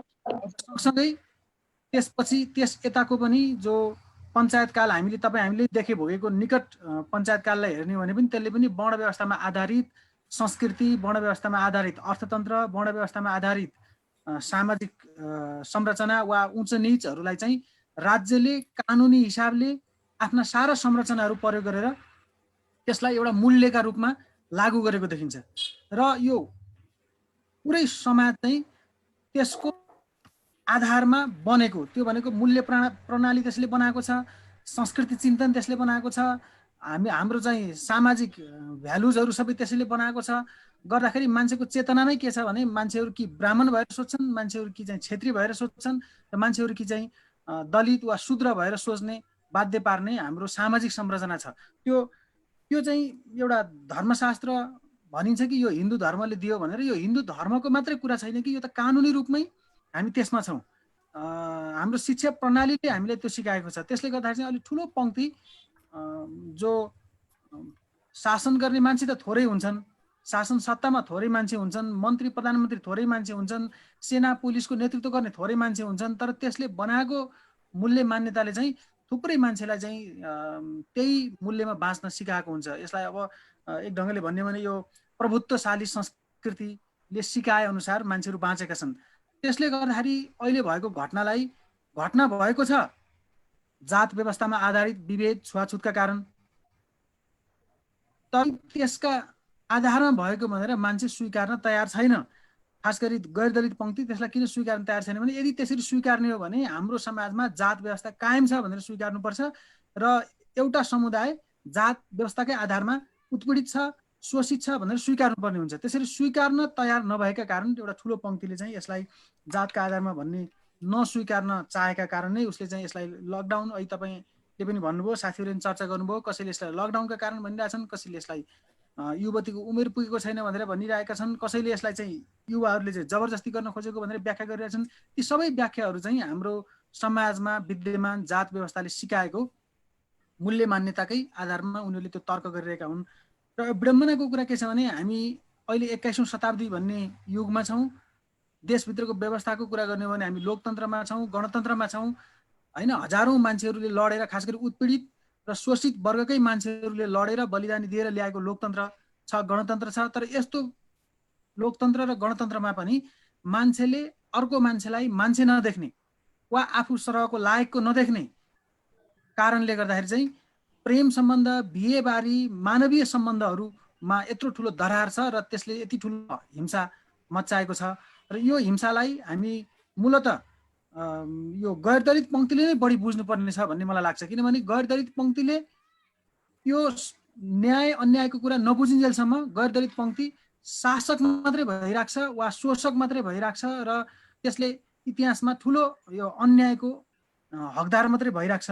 त्यसकारण यो सोच्नुपर्ने छ पहिलेको तुलनामा त्यो एउटा पङ्क्ति, एउटा प्रगतिशील पङ्क्ति यसलाई बुझ्ने, यसलाई बदल्ने क्रममा जोडिँदै आएको पनि छ। तर मूल पङ्क्ति त्यस्तो छैन। त्यस्तो नहुनमा चाहिँ म के देख्छु भने हाम्रो अहिले पनि राजनीतिक जुन संरचना छ, हाम्रो जुन खालको सरकार छ, जुन खालको राजनीतिक नेताहरू छन्, उनीहरूले जे खालको यो भ्यालु सिस्टम र जे खालको संरचनालाई निरन्तरता दिन चाहन्छन्, त्यसले गर्दा चाहिँ एउटा ठुलो पङ्क्तिले शासकै भइराख्न वा शासकको संस्कृतिलाई नै निरन्तरता दिन उनीहरूलाई पनि सजिलो भएको जस्तो लाग्छ। त्यसका लागि हाम्रो पोलिटिकल लिडरहरू, पोलिटिकल सङ्गठनहरू, पोलिटिकल पार्टीहरूले पनि यसलाई अहिलेसम्म स्वीकारेको देखिँदैन। इभन भन्नुहोस् सत्तारूढ दल जो कम्युनिस्ट पार्टी हो र हिजो युद्ध लडेर आएको एउटा ठुलो हिस्सा पनि त्यहाँ सँगसँगै छ र उसले पनि अहिलेसम्म औपचारिक रूपमा यो घटनालाई सम्बोधन गर्नका लागि एउटा वक्तव्यसम्म पनि दिएको छैन। भन्न त भनिन्छ कि प्रधानमन्त्रीले वा नेकपाको महासचिवले पनि वक्तव्य दिनु भनेर, उहाँहरूले यही घटनालाई टार्गेट गरेर अथवा यही घटनालाई मुख्य ठानेर एउटा पनि वक्तव्य अहिलेसम्म दिनुभएको छैन। अरू कुनै अवसरमा दिएको वक्तव्यको बिचमा दुःख प्रकट गर्नुभएको छ, तर यही घटनालाई मुख्य ठानेर चाहिँ एउटा वक्तव्यसम्म अहिलेसम्म दिनुभएको छैन। त्यसले हेर्दा के देखिन्छ भने हाम्रो राजनीतिक संरचना, हाम्रो राजनीतिक दलहरू, हाम्रो सरकार, हाम्रो राज्य, हाम्रो सिस्टमले नै यो घटनालाई चाहिँ एउटा जातीय उत्पीडनका आधारमा अथवा जातीय छुवाछुत भेदभावका कारणले यो घटना घटेको हो भनेर स्वीकार्न हाम्रो सरकार, हाम्रो राज्य प्रणाली तयार भएको देखिँदैन। त्यसकारण यो घटनामा राजनीतिक रूपमै बरु उल्टो संरक्षण गर्ने, पीडकहरूलाई चाहिँ जोगाउने काममा धेरै राजनीतिक सङ्गठनहरू वा नेताहरू लागेको बरु देखिएको छ। हुन्छ सङ्गीत सर, म एकछिनपछि फेरि तपाईँकोमा जुट्नेछु। यति बेला भने म कुराकानी गर्न चाहन्छु पत्रकार सुषमा बरालीजीसँग। अब जस्तो कि सुषमाजी मलाई सुनिरहनु भएको छ? हजुर सर, सुनिरहेको छु सर मैले। अब हामीले जुन रुकुम घटनालाई यसरी निहालिरहेका छौँ, हेरिरहेका छौँ, देखिरहेका छौँ, यसमा प्रत्यक्ष भूमिका मिडियाको छ। यदि मिडिया नभएको भए हामीले यो कुराहरू जानकारी पनि पाउने थिएन होला। तर पनि अब अहिले चाहिँ कस्तो खालको माहौल देखा परिरहेको छ भने मिडियामा पनि एक किसिमको चाहिँ हामी कन्फ्युजन हुने जस्तो, एउटा मिडियाले एउटा कुरा गरिरहेको, अर्को मिडियाले अर्को कुरा गरिरहेको, एउटा मिडिया पीडितको पक्षद्वारा बोलिरहेको जस्तो, अर्को मिडिया चाहिँ पीडकको पक्षद्वारा बोलिरहेको जस्तो देखिरहेका छौँ। अब तपाईँ आफै पनि त्यहाँ अध्ययनको निमित्त जानुभयो, एउटा पत्रकारको हिसाबले र एउटा सचेत नागरिकको हिसाबले तपाईँ त्यहाँ पुगिसकेपछि, त्यहाँ पुग्नुभन्दा अगाडि र त्यहाँ पुगिसकेपछि तपाईँले के कस्तो अन्तरहरू पाउनु भएको छ र अन्ततोगत तपाईँ कस्तो खालको समीक्षा गर्न चाहनुहुन्छ यस घटनालाई लिएर? प्रश्नको लागि धन्यवाद विकास सर। खासमा त यहाँ मिडिया भनेकै के हो भन्ने कुरा चाहिँ बुझ्नु जरुरी छ। जस्तो घटना भए सँगसँगै घटना हुने बित्तिकै त्यहाँ विभिन्न युट्युब च्यानलहरूले गएर जुन एक प्रकारको यो समाचार, यो खबर सुरुमा आउट भएको नै फेसबुकबाट नै हो। हामीले राति 11-12 बजेको टाइममा एउटा भिडियो हेऱ्यौँ, भिडियो देख्यौँ होइन, जुन चाहिँ यसरी भेटिएको छ भेरी नदीमा भन्ने पहिलो नै ब्रेक गरेको फेसबुक मार्फत हो। तर अहिले चाहिँ कस्तो छ भने त्यहाँ 1-2टा मिडिया जसले चाहिँ सुरुवाती चरणमा चाहिँ बेहुली भगाउन जाँदाखेरि चाहिँ 3 जनाको हत्या यस्तै जसरी छाप्यो, 1-2टाले फलोअप गरे जसरी चाहिँ पछिल्लो समय भएन भनेको त्यहाँको सत्य तथ्य र त्यहाँका घटनाहरू र पीडितको पक्षमा पनि सञ्चार माध्यमले चाहिँ राम्रो योगदान दिएको छ होइन। त्यसले गर्दा पनि यो इस्युलाई चाहिँ फलोअप भएको भएर चाहिँ हामीले काठमाडौँबाट चाहिँ आन्दोलनको थ्रुबाट र विभिन्न दबाबहरू पनि दिन सकेका हौँ। र धेरै साथीहरूले चाहिँ फेसबुकमा आएको भिडियो र युट्युबमा आएको भिडियोको कारणले पनि कस्तो खालको अफवाह फैलायो भन्ने छ। त्यो खासमा चाहिँ मिडिया सञ्चार माध्यम चाहिँ हो, तर ठ्याक्कै हाम्रो यो मिडिया अन्तर्गत चाहिँ मैले लिँदिनँ। त्यो भएको भएर जुन पनि जति पनि हाम्रो न्युज पेपर र हाम्रो यहाँ काठमाडौँदेखि लिएर त्यहाँको स्थानीय पत्रकारहरूले जसरी त्यहाँको घटनालाई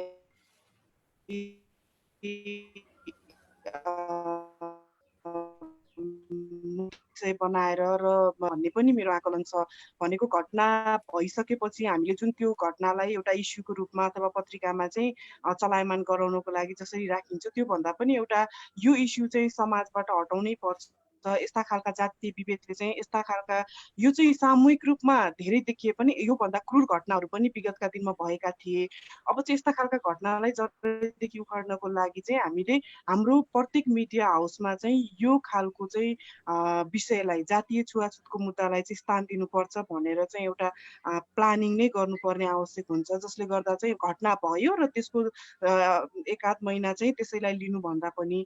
अनि अर्को कुरा चाहिँ मिडियाले चाहिँ आफ्नो तर्फबाट त्यहाँ जाने सोधखोज गर्ने भन्ने कुरा चाहिँ जस्तो यो मिडियाकै कुरा गर्दा मेरो अनुभव चाहिँ हामी लेखक पत्रकार होइन, मानव अधिकार कर्मी, वकिल, हामी यो टिम अब यहाँहरूलाई पनि थाहै छ त्यो कुरा नयाँ भएन। हाम्रो अब वरिष्ठ पत्रकार भनेर चिनिने हाम्रो दाई, आदरणीय दाई, उहाँले चाहिँ जुन वक्तव्य दिनुभयो काठमाडौँको कान्तिपुर एफएममा, त्यसपछि त्यहाँका बासिन्दाहरू जो पीडित हुनुहुन्थ्यो उहाँको मिडियाप्रतिको एउटा जसरी उहाँहरूले हेर्नु भएको थियो त्यो एकदमै फरक थियो। उहाँहरूले चाहिँ मिडियाबाट, कान्तिपुरबाट लेख्ने मान्छे भन्दाखेरि चाहिँ गलत समाचार सम्प्रेषण गर्ने अथवा गलत कुरालाई चाहिँ यसरी नबुझिकन चाहिँ जे पाए त्यही भनिदिने भन्ने खालको चाहिँ एक प्रकारको आक्रोश पनि हामीले महसुस गऱ्यौँ।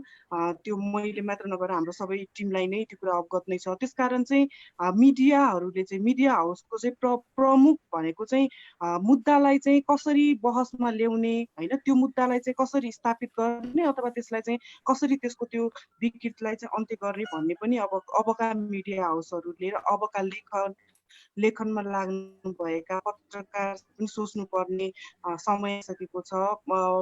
हिजो अस्तिका नियमित बहस, हिजो अस्ति गरिने नियमित लेखनलाई थोरै साइड लगाएर अब चाहिँ यो पनि हाम्रो समाजको चाहिँ विकृति हो, यसलाई पनि हटाउनु पर्छ, यसलाई जडैदेखि हटाउनु पर्छ र यो कुनै गैर दलित अथवा दलितको मात्रै कुनै दलितको मात्र मुद्दा होइन, यसमा चाहिँ हामी सबैजनाले चाहिँ यो विकृतिलाई हटाउनुपर्छ भनेर एकचोटि तपाईँको प्रोफेसनल भन्दा अलिकति बाहिर आएर यो अभियानमा साथ दिने हो कि यो अभियानमा लाग्ने हो कि लेखनमा हुनुहुन्छ, पत्रकारिता गर्नुहुन्छ, ठिक छ, त्यो आफ्नो काम कर्तव्य पनि हुन्छ, तर यसलाई पनि महत्त्वका साथ यसलाई पनि इस्यु बनाएर हामी अगाडि बढ्न सक्यौँ भने सबैको साथ र सहयोग हुन्छ। र थोरै अर्को कुरा म के जोड्न चाहन्छु भने आहुति दाइले भने जस्तै गैर दलितको मौनता पनि दलितमाथिको हिंसा हो भन्ने कुरा उहाँले भने जस्तै यो नै एउटा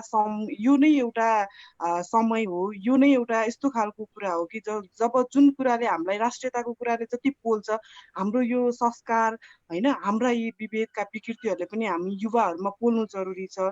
हिजो अस्तिकै कुरा जसरी हामी सडकमा तमाम युवाहरूलाई देख्यौँ, त्यस्तै गरी यो दलितको मुद्दामा चाहिँ किन देख्न पाइँदैन भन्ने पनि अर्को प्रश्न छ। र कतिपय हामी गैर दलित साथीहरूले बोल्नु हुँदैन अथवा दलितले मात्रै बोल्नुपर्छ भन्ने जुन एउटा खालको मानसिकता छ त्यसमा पनि परिवर्तन गरौँ। आफूले आफ्नो ठाउँबाट के सकिन्छ, मैले कति याद गरिरहेको हुन्छु, मेरो एकदमै सखीहरू, एकदमै मिल्ने साथीहरू, उहाँहरूले सामान्य कुरालाई कति ठुलो भ्यालु दिएर आफ्नो वालमा आफूले केसमा सकिन्छ होइन, आफ्नो फेसबुक वालमा सेयर गरिराख्नु भएको हुन्छ, तर एकचोटि पनि संवेदनाको लागि अथवा यस्तो खालको नरसंग जसमा चाहिँ गैर दलित दुईजना पनि थिए, तर यो चाहिँ यसरी अहिलेको समयमा आएर पनि एउटा मान्छेले मान्छेलाई हतियार प्रयोग गरेर मार्नु जस्तो क्रूरता गलत हो भनेर सम्म प्रखर रूपमा चाहिँ प्रस्तुत नभएको देख्दाखेरि चाहिँ हामी लेखनमा त भयौँ, पत्रकारिता त गऱ्यौँ, तर हामीलाई जे गाइडेड गरिएको छ त्यतिमा मात्र सीमित भयौँ भन्ने जस्तो लागेको छ।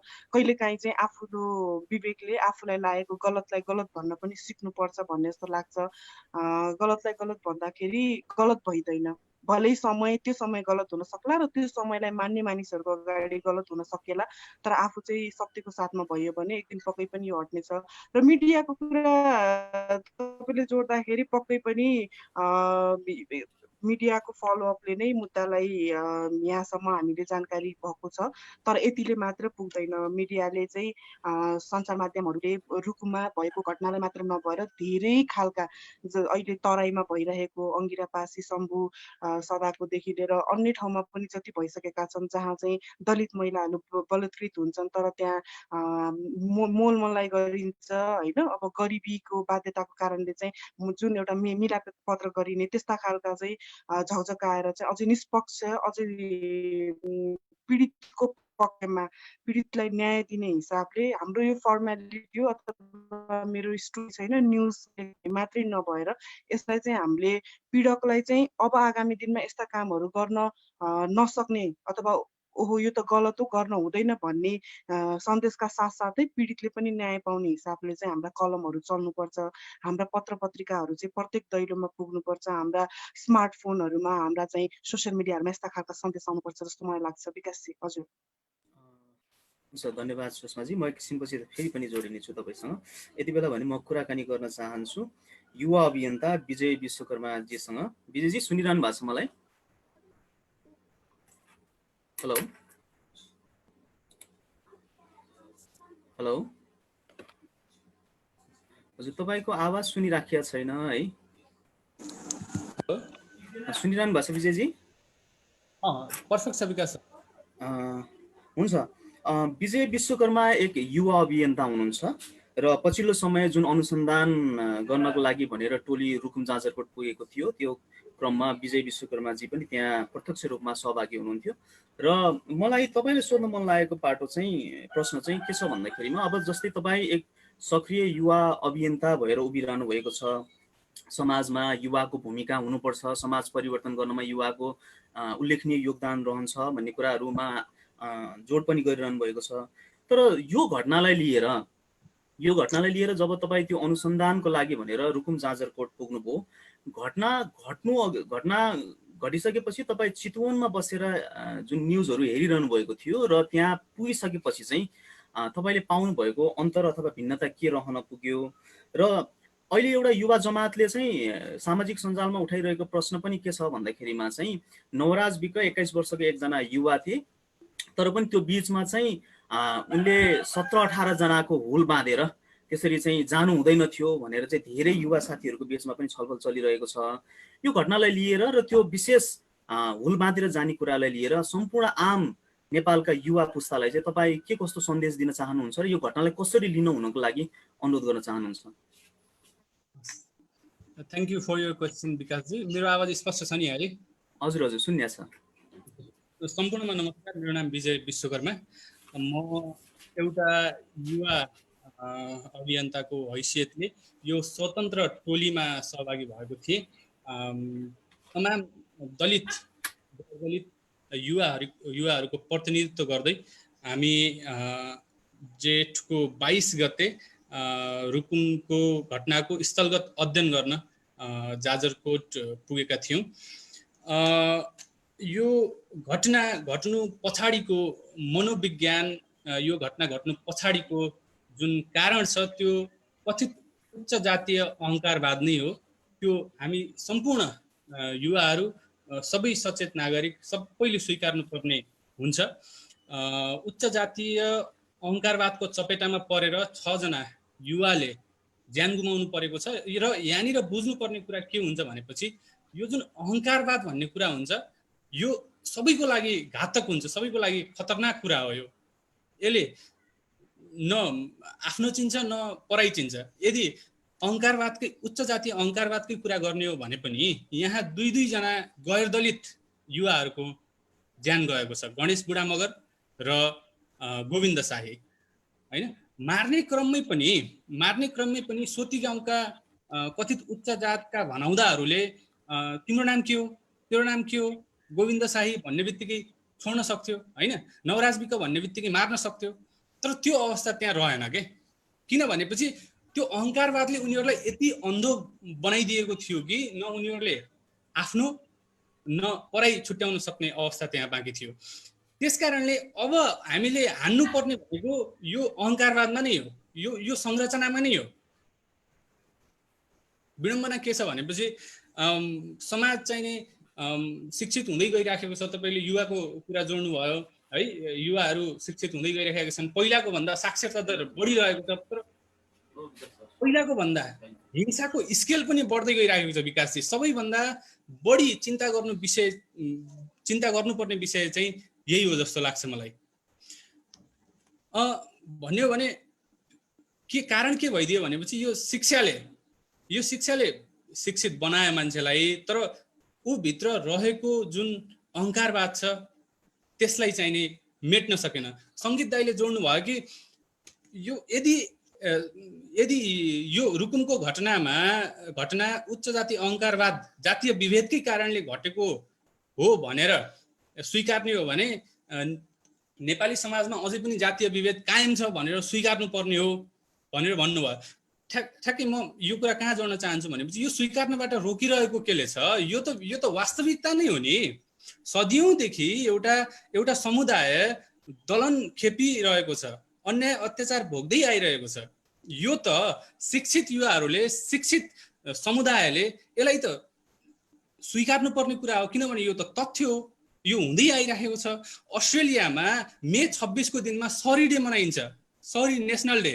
त्यो डेमा चाहिँ नि जुन त्यहाँका आदिवासीहरू छन् तिनीहरूलाई माफी मागिन्छ कि हाम्रो कारणले तपाईँहरूले जुन चाहिँ नि दलन भोग्नु पर्यो, जुन अन्याय सहनु पर्यो, अत्याचार सहनु पर्यो, त्यसका लागि हामी क्षमा चाहन्छौँ, हामीलाई माफी माग्नुहोस् भनेर अस्ट्रेलियामा सरी डे मनाइन्छ। अस्ति नै भर्खरै म यहाँ जानकारी गराउन चाहन्छु, कतिपय साथीहरूले थाहा पनि पाइसक्नु भएको होला, अमेरिकामा पनि यहाँबाट गएका गैर दलित समुदायले दलित समुदायका सामुन्ने घुँडा टेकेर क्षमा याचना गरेका छन्। हामीलाई माफ गर्नुहोस् है, तपाईँहरूमाथि जुन हाम्रा पुर्खाले, हाम्रो बितेका पुस्ताले जुन दलन गर्यो त्यसका लागि हामी क्षमा प्रार्थी छौँ।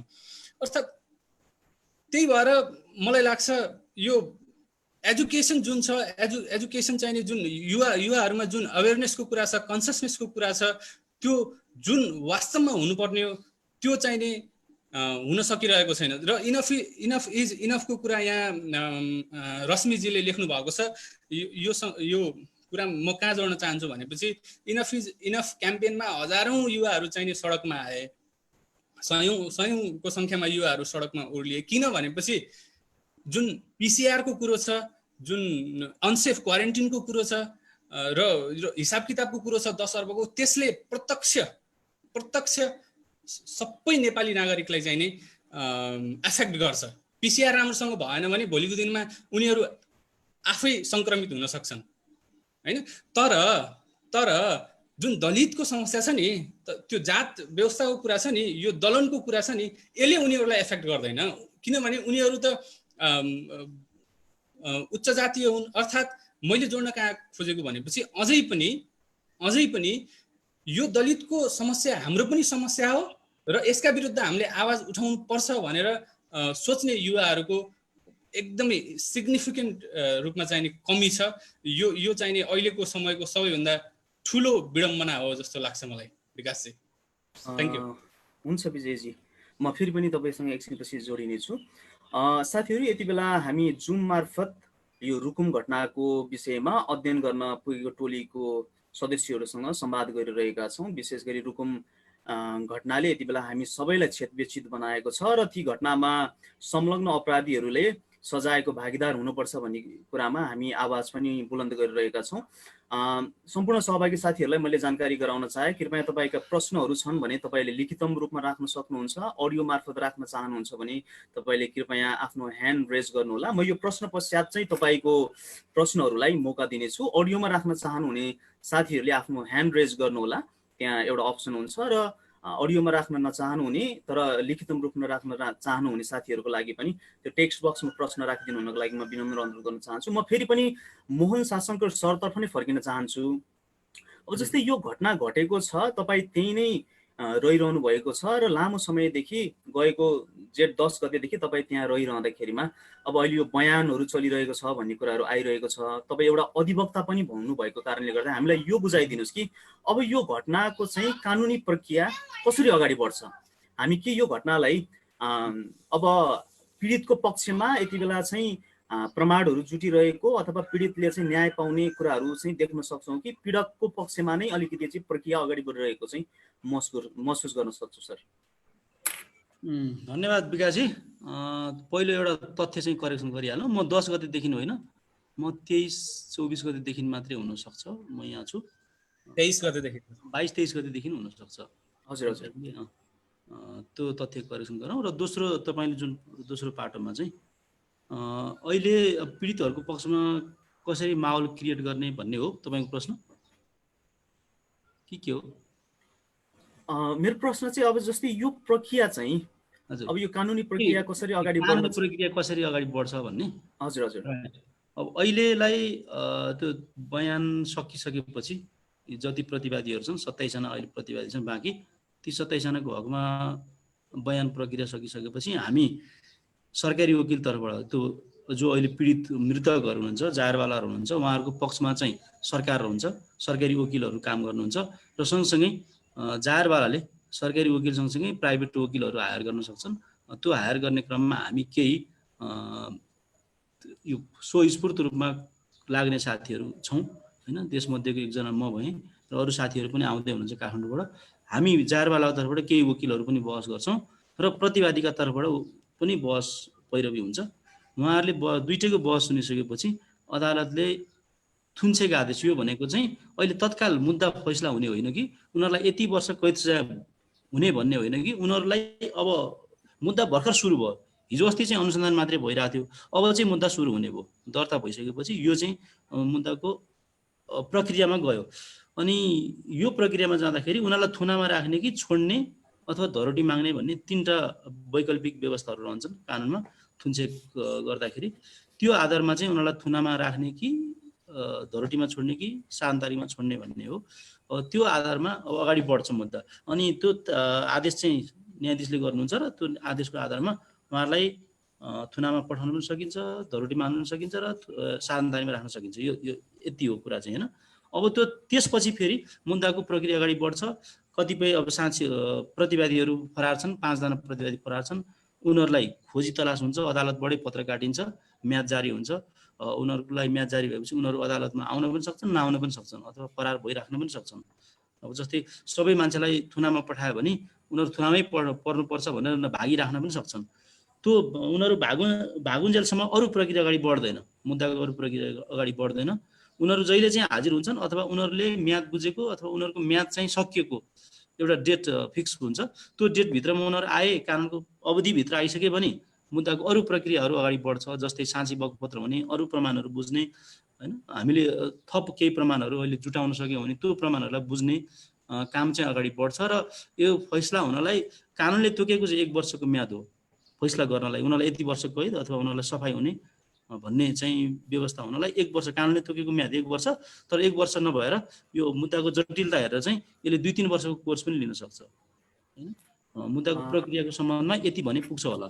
अरू हजुर अहिलेको हुन्छ सर, हामी अब सहभागीको तर्फबाट प्रश्नहरूलाई लिनेछौँ। विशेष गरी तपाईँहरूको टिमले पेश गरेको प्रतिवेदनलाई लिएर केही प्रश्न तथा जिज्ञासाहरू हुन सक्छन्। म यहाँनिर देख्न सक्छु कि केही साथीहरूले आफ्नो ह्यान्ड रेज गर्नुभएको छ। म तपाईँहरूलाई जानकारी गराउन चाहन्छु, कृपया तपाईँहरूको प्रश्न चाहिँ एकदम सटिक राखिदिनु होला र विशेष गरी यो अध्ययन जुन भएको छ र प्रतिवेदन जारी भएको छ त्योसँग रिलेटेड र रुकुम घटनासँग रिलेटेड प्रश्नहरू राखिदिनुको लागि म अनुरोध गर्दछु र आफ्नो प्रश्नलाई छोटकरीमा समयमा नै राखिदिनु होला। म यति बेला हाम्रो डाक्टर विष्णु परियारजीले हात उठाउनु भएको मैले देखिरहेको छु। म उहाँको माइक्रोफोन अनम्युट गर्न जाँदैछु, कृपया आफ्नो प्रश्न राखिदिनु होला। हेलो सबैलाई नमस्कार फ्रेन्ड्स एन्ड कलिग्स है। मेरो चाहिँ एउटा क्विक क्वेसन चाहिँ के भन्दाखेरि चाहिँ अब यसो हेर्दाखेरि चाहिँ जुन प्रकारको एउटा जमातले चाहिँ मेलिसियस इन्टेन्सनले त्यो एभिडेन्सहरूलाई टोन डाउन गरेर त्यो केस बिल्ड गर्न हामीलाई बाध्य बनाएको छ नि, यसमा चाहिँ यहाँ हाम्रो वकिल साहबले पनि ब्रिफली भन्नुभयो कि सरकारी वकिलको सँगसँगै हामीले चाहिँ प्राइभेट लयर्सहरू पनि, पर्सनल प्राइभेट लयर्सहरू पनि इन्भल्भ हुन सक्छौँ भनेर भन्नुभएको थियो। जस्ट इन केस है, this is worst case scenario. Just in case चाहिँ पीडितहरूले न्याय पाउने किसिमको परिस्थिति सिर्जना भएन भने हामीले यसलाई चाहिँ प्राइभेट क्यापेसिटीमा प्राइभेट प्रोजिक्युसनहरू ल्याउन सकिन्छ कि सकिँदैन। मेरो अरू देशको अनुभवले चाहिँ, पर्टिकुलरली बेलायतको अनुभवले चाहिँ प्राइभेट प्रोजिक्युसनहरू पनि ल्याउन सकिन्छ। त्यो चाहिँ लिगल चाहिँ नेपालमा कस्तो प्रोभिजन छ, यसो त्यो सुन्न पायो भने चाहिँ आभारी हुने थिएँ। धन्यवाद। धन्यवाद डाक्टर विष्णु सर, यहाँले राखेको प्रश्न जायज छ। तर हामी कहाँ त्यो तपाईँको जस्तो युकेमा जस्तो त्यो प्र्याक्टिस हामी कहाँ छैन, होइन। हामीले प्राइभेट प्रोसिक्युसन चाहिँ लान सक्दैनौँ, किनभने कानुनले जे निर्धारण गर्छ त्यसलाई मात्रै आधार बनाएर। बरु के चाहिँ हुनसक्छ भने अदालत जिल्ला, हामी कहाँ 3टा, त्यो त जुनसुकै अदालत जुनसुकै देशमा पनि त्यही नै हो प्रणाली। हामी कहाँ अहिले 3टा कोर्टको 3 टायर छ, जिल्ला अदालत, उच्च अदालत र सर्वोच्च अदालत। जस्तै जिल्ला अदालतले गरेको फैसलामा हामीलाई चित्त बुझेन भने हामी सरकारी वकिलले, हामी प्राइभेट लयरले चाहिँ जान सक्दैनौँ, जाहेरवालाले त्यसमा अपिल गर्न सक्दैनौँ। तर सरकारी वकिलले त्यसमा अपिल गर्न सक्छ र अपिल गर्दाखेरि हाइकोर्टमा अपिल गर्छ र त्यो हाइकोर्टले फेरि त्यसको छानबिन गर्न सक्छ र हाइकोर्टबाट पनि सन्तुष्टि भएन भने सुप्रिम कोर्टसम्म जान सक्छ यो केस, होइन। तर हामी प्राइभेट प्रोसिक्युसनको रूपमा चाहिँ जान सक्दैनौँ, हामीसँग कानुनी व्यवस्था त्यस्तो छैन। तर त्यो मैले चाहिँ अलिकति पेपर लेखाएको थिएँ कि यो एक्सेस टु जस्टिस भनेर। तपाईँको चाहिँ अहिलेको जुन प्रकारको सिस्टम छ नि, यो सिस्टममा चाहिँ के छ भन्दाखेरि चाहिँ तपाईँको पीडक पनि चाहिँ एउटा पर्टिकुलर कास्ट ग्रुपको, तपाईँको चाहिँ मुचुल्का उठाउने पनि एउटा पर्टिकुलर कास्ट ग्रुपको, पछि सोधखोज गर्ने पनि एउटा पर्टिकुलर कास्ट ग्रुपको, लयर्स पनि पर्टिकुलर कास्ट ग्रुपको, होइन। त्यसकारण चाहिँ यो जुन प्रकारको सिस्टम छ नि, यो सिस्टमले आर वी सेफ, यो चाहिँ जस्टिस चाहिँ दिन्छ त? हजुर, यो चाहिँ बडो जटिल प्रश्न हो, होइन। अब यो राज्य संरचनाकै कुरा भयो। यो चाहिँ यो विषयमा चाहिँ किनभने राज्य संरचनाले के गर्यो भन्दाखेरि त्यो जति बौद्धिक पेसाहरू छन् त्यो चाहिँ एउटा समुदायमा सीमित राख्ने गरेर हाम्रो राज्य संरचना बन्यो, होइन। जुन जात व्यवस्था अघिदेखि हामीले चर्चा गर्दै गरेको जात व्यवस्था, वर्ण व्यवस्था, यसैले चाहिँ कोही उच्च जातलाई, कोही एउटा जातलाई मात्रै, होइन, त्यो सबै सिस्टममा घुस्ने खालको व्यवस्था कायम गरिदिएको कारणले हामी त्यो सिस्टममा घुस्न सकेनौँ र त्यहाँ एउटै समुदायको मात्रै प्रतिनिधित्व भयो, जसले गर्दाखेरि हामीलाई जो त्यो क्षेत्रमा अथवा त्यो ठाउँमा नपुगेको समुदायले न्याय नपाउने अवस्था सिर्जना भयो, होइन। अब तर पनि हामीले फेरि पनि त्यसलाई त्यो जातीय रूपमा भन्दा पनि त्यो एउटा संरचना स्ट्रक्चरको रूपमा हेर्नुपर्ने हुन्छ। स्ट्रक्चरमा चाहिँ हामीले विश्वास गर्नुपर्छ, राज्य संरचनाको संयन्त्रहरूलाई विश्वास गर्नुपर्ने हुन्छ। यद्यपि त्यो संरचना विश्वास गर्दा गर्दै पनि अहिलेसम्मको हाम्रो अनुभवले के देखाइराखेको छ भने त्यहाँ जो काम गर्छन् त्यो चाहिँ जात व्यवस्थाबाट निर्धारित मान्छेहरू अथवा जात व्यवस्थाको आधारमा निर्देशित मान्छेहरूले मात्रै काम गर्ने हुँदाखेरि जब जात जोडिएर आउँछ, कुनै पनि केसमा जात जोडिएर आउँछ र उनीहरूले जातीय रूपमा त्यसलाई हेर्छन्, त्यो संरचनागत रूपमा अथवा स्ट्रक्चरको रूपमा हेर्दैनन्, स्ट्रक्चरले यसरी काम गर्नुपर्ने भन्ने कुरालाई बुझ्दैनन्। त्यो कारणले त्यो जातीय मानसिकता भएको कारणले आम रूपमा अहिलेसम्मको अनुभवमा दलितहरूले न्याय नपाएको अथवा अरू समुदायले होइन, जस्तै महिलाकै कुरा गर्ने हो भने त्यहाँ यो जबरजस्तीकरणीको अभियोगहरू होइन दर्ता गर्नलाई तपाईँको जहिले पनि आन्दोलन गर्नुपर्ने, जस्तै जातीय व्यवस्थाको यो जात सम्बन्धी छुवाछुतको मुद्दाहरू दर्ता गर्नलाई, अभियोगै दर्ता गर्नलाई जहिले पनि आन्दोलन गर्नुपर्ने होइन, सहज रूपमा प्रहरीले नलिदिने। महिलाको हकमा जबरजस्तीकरणीको मुद्दा गर्नलाई जेनरली 60-70% मलाई लाग्छ मुद्दाहरूमा आन्दोलन नगरेसम्म, दबाब सिर्जना नगरेसम्म दर्ता नहुने। त्यो चाहिँ के हो भने स्ट्रक्चरको कारणले त्यस्तो भएको हो। त्यो स्ट्रक्चरमा चाहिँ त्यो समुदायको चाहिँ उपस्थितिको कारणले त्यस्तो भएको होला जस्तो लाग्छ मलाई। हुन्छ सर, म फेरि पनि अर्को प्रश्नलाई नै प्राथमिकता दिनेछु। हामीसँग हुनुहुन्छ महेश कुमार खाती, उहाँले आफ्नो ह्यान्ड रेज गरिरहनु भएको छ। कृपया सर तपाईँको प्रश्न चाहिँ एकदमै छोटकरीमा बुझ्ने गरी चाहिँ र अघिल्लो वक्ताहरूबाट आइसकेको उत्तर र अघिल्लो प्रश्न सोध्ने सहभागी साथीहरूले सोधिसक्नु भएको प्रश्नलाई चाहिँ कृपया रिपिट नगर्नु होला, म त्यो अनुरोध गर्न चाहन्छु।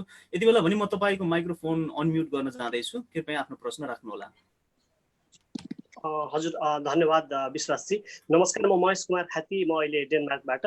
मेरो एकदम छोटोमा दुईटा मात्र प्रश्न छ। एउटा चाहिँ कवि तथा पत्रकार सङ्गीत दाजुलाई, यो रुकुम नरसंहार जातीय विभेदबाट भएको हो कि होइन भन्नेमा केही मान्छेहरूको मन विभाजित छ। तथाकथित केही बौद्धिक र वरिष्ठ पत्रकारले त त्यो आँखाबाट हेर्नै नहुने भन्दै डङ्का पनि पिटिरहेका छन्।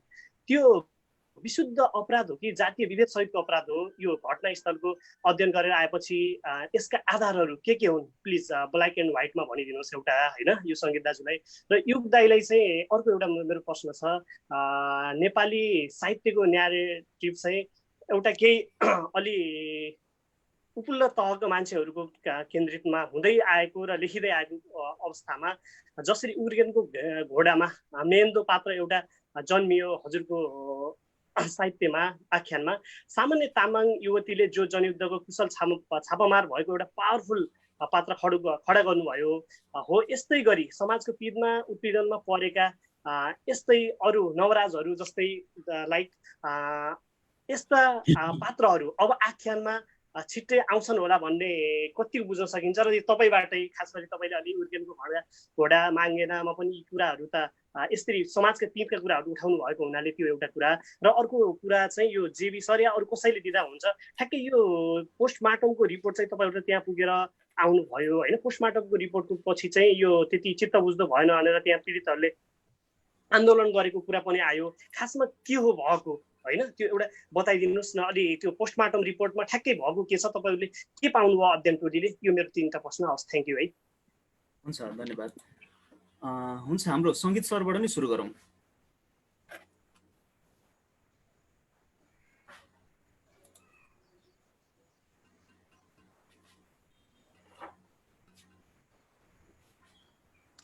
धन्यवाद महेशजी।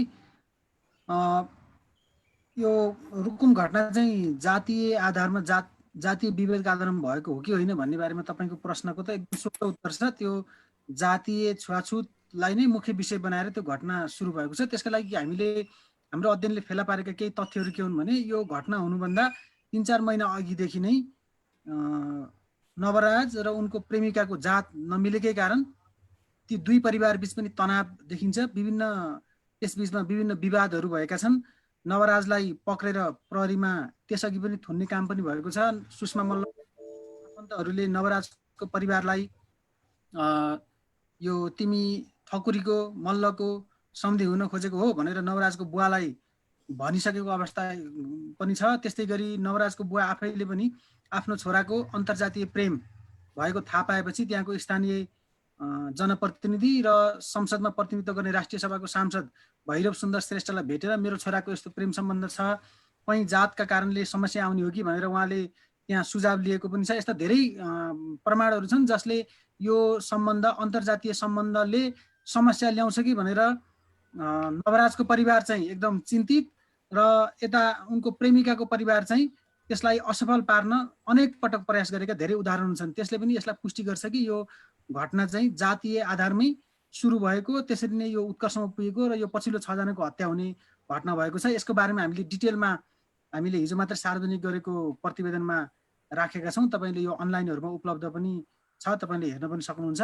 र यसलाई कतिपयले जुन जातीय होइन, यसलाई जातीय विवेकका आधारमा व्याख्या गर्नुहुन्न भनेर जसले भन्नुहुन्छ त्यो नै एकदम ठुलो जातवादी चेतना हो भन्ने मलाई लाग्छ। किनभने उहाँहरू यसलाई जातका आधारमा भएको होइन भनेर जुन उच्च भनिने जातले हाम्रो समाजमा जस्तो शासन प्रशासन चलाइराखेको छ त्यसलाई निरन्तरता दिन चाहने एउटा ठुलो पङ्क्ति छ अथवा शक्तिशाली पङ्क्ति छ। त्यो पङ्क्तिले चाहिँ यसलाई जातका आधारमा होइन भनेर, हामी कहाँ जातका आधारमा विभेद छैन भनेर आफ्नो जातको वर्चस्व र आफ्नो जातको मूल्य मान्यतालाई चाहिँ निरन्तरता दिने विचार राख्नेहरूले चाहिँ त्यसो भनिरहेका छन्। त्यो सजिलै बुझ्न सकिन्छ भन्ने मलाई लाग्छ।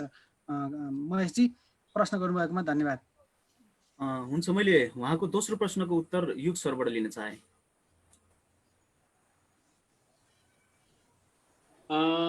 साहित्यको कुरा जहाँसम्म गर्नुभयो, अब हरेक ठाउँको भनौँ न राजनीति, साहित्य, समाजका अरू विभिन्न पब्लिक स्फेयरहरू हुन्छन्। ती स्फेयरहरूमा चाहिँ मूलधारको न्यारेटिभ भनेर जसलाई भन्छन् नि, त्यो चाहिँ सामान्यतया वर्चस्वशाली न्यारेटिभ हुने गर्छ।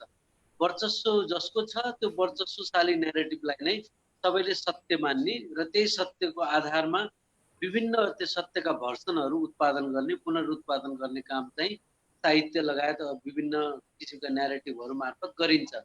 त्यसकारण हाम्रो समाजको पनि डोमिनेन्ट न्यारेटिभ के हो त भनेर हेऱ्यो भने, डोमिनेन्ट न्यारेटिभ कथा कसको भनिन्छ त भने सिनेमा हेर्नुहोस् या साहित्य हेर्नुहोस् या विभिन्न टेलिभिजन सोहरू हेर्नुहोस्, टेलिभिजन सिरियलहरू हेर्नुहोस्, कसको कथा भनिन्छ त भन्दा अलि मध्यम वर्गको, अलि ठुलो जातको होइन त्यो कथाहरू भनिन्छ। र जातीय विभेदको कुराहरू उठ्ने अथवा जातीय असन्तुलनको कुराहरू उठ्ने, अनि जात बीचमा चाहिँ कटाक्ष भएको कुराहरू उठ्ने खालको कन्टेन्ट भयो भने त्यो कन्टेन्टलाई एडिट गरेर क्लिन बनाउने गरिन्छ। त्यो क्लिन बनाउने भने के हो भने नदेख्नको लागि त्यस्तो गर्ने, जे छ त्यो नदेखाउने, त्यो नदेखाउनको लागि क्लिन गर्ने, त्यो चाहिँ सेनिटाइज गर्ने काम गरिन्छ। यो यही तपाईँको समाजमा भइरहेको यथार्थलाई सेनिटाइज गरेर डोमिनेन्ट न्यारेटिभमा आउन नदिनु पनि आफैमा एउटा राजनीति हो, र ल्याउँदाखेरि पनि त्यसलाई सेनिटाइज गरेर ल्याउनु पनि आफैमा एउटा राजनीति हो। त्यसकारण साहित्यमा पनि त्यस्तो हुनु अस्वाभाविक भएन। अहिलेसम्म त्यसलाई डोमिनेन्ट न्यारेटिभ मानिएको हुनाले, जस्तै स्कुलका केटाकेटीलाई पढाउने टेक्स्ट बुकमा चाहिँ तपाईँको नेपालमा विभिन्न जाति बिचमा चाहिँ असन्तुलन छ, जातीय असहिष्णुता छ, समाजभित्र असहिष्णु व्यवहार धेरै हुन्छ भन्ने कुरा कहाँ लेखिएको हुन्छ र? लेखिएको हुँदैन। त्यसमा त नेपालको समाजमा सबै बराबर, सबै सद्भाव छ, राम्रो छ, असल छ भनेर लेखेको हुन्छ। त्यो सेनिटाइज गरेको नक्कली कुरा हो। त्यसकारण यस्तो नक्कली कुरा जहाँ डोमिनेन्ट भर्सनको रूपमा आइरहेको छ त्यहाँ सक्कली कुरा आउँदैन। त्यसकारण नेपालको साहित्यमा पनि त्यही हो होइन, सेनिटाइज गरेको कुरा ल्याइन्छ। अनि पहिल्यै चाहिँ लेखकहरू सेल्फ सेन्सरमा पर्छन्। यसो चाहिँ यसो भन्दा चाहिँ सामान्यतया सबैले स्वीकार गर्ने हुन्छ, यसो भन्दा चाहिँ विवादमा परिन्छ भने सेल्फ सेन्सर गर्ने हुन्छ। त्यसकारण धेरै जसो चाहिँ हामीले चाहेको हाम्रो समाजको अधिकांश ठुलो हिस्साका जनताको कथा चाहिँ सामान्यतया हाम्रो टेलिभिजन मिडिया या अरू कतैबाट पनि आउँदैन। कहीँ कहीँ दया देखाउनु पर्यो भने ल्याइन्छ, नत्र भने त्यसलाई डोमिनेन्ट भर्सनको रूपमा ल्याइँदैन। जस्तै कोही गरिबको कथा भन्नु पर्यो भने त्यो गरिबलाई दया देखाउने हिसाबले मात्रै ल्याइन्छ, त्यो उसको पावर देखाउने हिसाबले ल्याइन्छ। मध्यम वर्गको कथा धेरै भनिन्छ। त्यसकारण यो साहित्यमा पनि त्यही भएको हो। अब यो चिजलाई बदल्नको लागि के गर्ने त भन्दाखेरि सबैले कोसिस गर्ने। यो एकजनाले जहिले मैले उर्गेनको घोडा लेखेँ त्यसकारण मैले अर्को एउटा किताब लेखिदिएर यो स्थिति बदलिन्छ त्यस्तो होइन। यो त तपाईँको यसको त आधी आउनुपर्छ, बाढी आउनुपर्छ। तपाईँले कुनै लेख लेख्नुहोस् या एउटा फेसबुकको पोस्ट लेख्नुहोस् या सानोतिनो कथाहरू लेख्नुहोस् या सानोतिनो भिडियो स्टोरिजहरू बनाउनुहोस्। अब यो त एउटा दुईवटा कुरा भएन, अहिले त झन् सोसियल मिडियाको जमानामा एकदमै धेरै सम्भावनाहरू भएको हुनाले यो कथाहरूको बाढी लिएर आउनुपर्छ। त्यो कथाहरू चाहिँ कसका कथा भन्ने भन्दाखेरि दयाको पोइन्ट अफ भ्यूबाट होइन कि त्यसलाई शक्ति प्रदर्शन गर्ने हिसाबले, मान्छेको शक्ति, गरिबको शक्ति गरिब हुनुमा छ भनेर दया देखाउने होइन, गरिबको शक्ति गरिबीसँग लड्नुमा कसरी छ भनेर देखाउने, त्यो खालको नयाँ न्यारेटिभ बनाउनको लागि चाहिँ सबैले नै सबभन्दा पहिला हेर्ने दृष्टिकोण बदल्नु पर्यो। किनभने हामी फेरि अर्को चाहिँ भनौँ न, हाम्रो दलित पात्रहरू या गरिब पात्रहरू हाम्रो साहित्यमा आएन भनेर हामी जबरजस्ती दलित पात्रलाई अर्को हिरो बनाएर लिएर आयौँ भने त्यो हाम्रो काम भयो।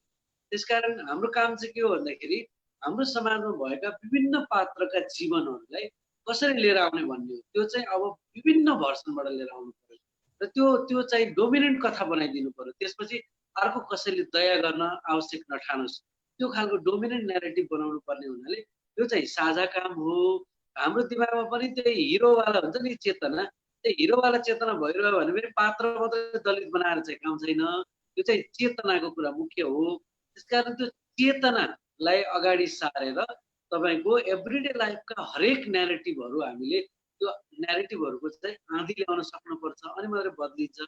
एकजना कसैले एउटा किताब लेखेर अथवा अर्को कसैले एउटा कथामा एउटा पात्रलाई हिरो जस्तो देखाइदिएर मात्रै बदलिन्छ भन्यो भने चाहिँ हुँदैन। हाम्रो एउटा दुईवटा सिनेमा पनि बनेको देखिएको थियो, दलित पात्रलाई केन्द्रमा राखेर छुवाछुतलाई नै विषय बनाएर, तर त्यो कथाको न्यारेटिभ टेक्निक हेर्नुभयो, न्यारेटिभ स्ट्रक्चर हेर्नुभयो, कथा कसरी अगाडि लगिएको छ, कसरी बढाइन्छ र यसको मूल विषयलाई कसरी टेलिङ गरिन्छ भनेर हेर्नुभयो भने चाहिँ त्यो फेरि आधारभूत रूपमा ब्राह्मणवादी नै थियो। क्या आधारभूत रूपमा त्यसले पात्रलाई यसो दलित पात्रलाई अगाडि बढाएको जस्तो देखायो, तर त्यसको चिन्तन धारा, त्यसको विचारधारा चाहिँ त्यो पात्र दलित जस्तो भए पनि, छुवाछुतको विषय उठाएको जस्तो भए पनि चिन्तन धारा चाहिँ उही ब्राह्मणवादी र उही यही गौड व्यवस्थाले उत्पादन गरेको चिन्तन धारा अनुसारै थियो। त्यसकारण त्यो चिन्तनलाई बदल्ने कुरा चाहिँ मुख्य हो। यो कुरालाई बुझेर हामीले न्यारेटिभको चाहिँ आँधी नै ल्याउनु पर्छ भन्ने लाग्छ मलाई। एउटा दुईवटा चिजले मात्रै बुझ्दैन। अहिलेलाई यति भन्नु।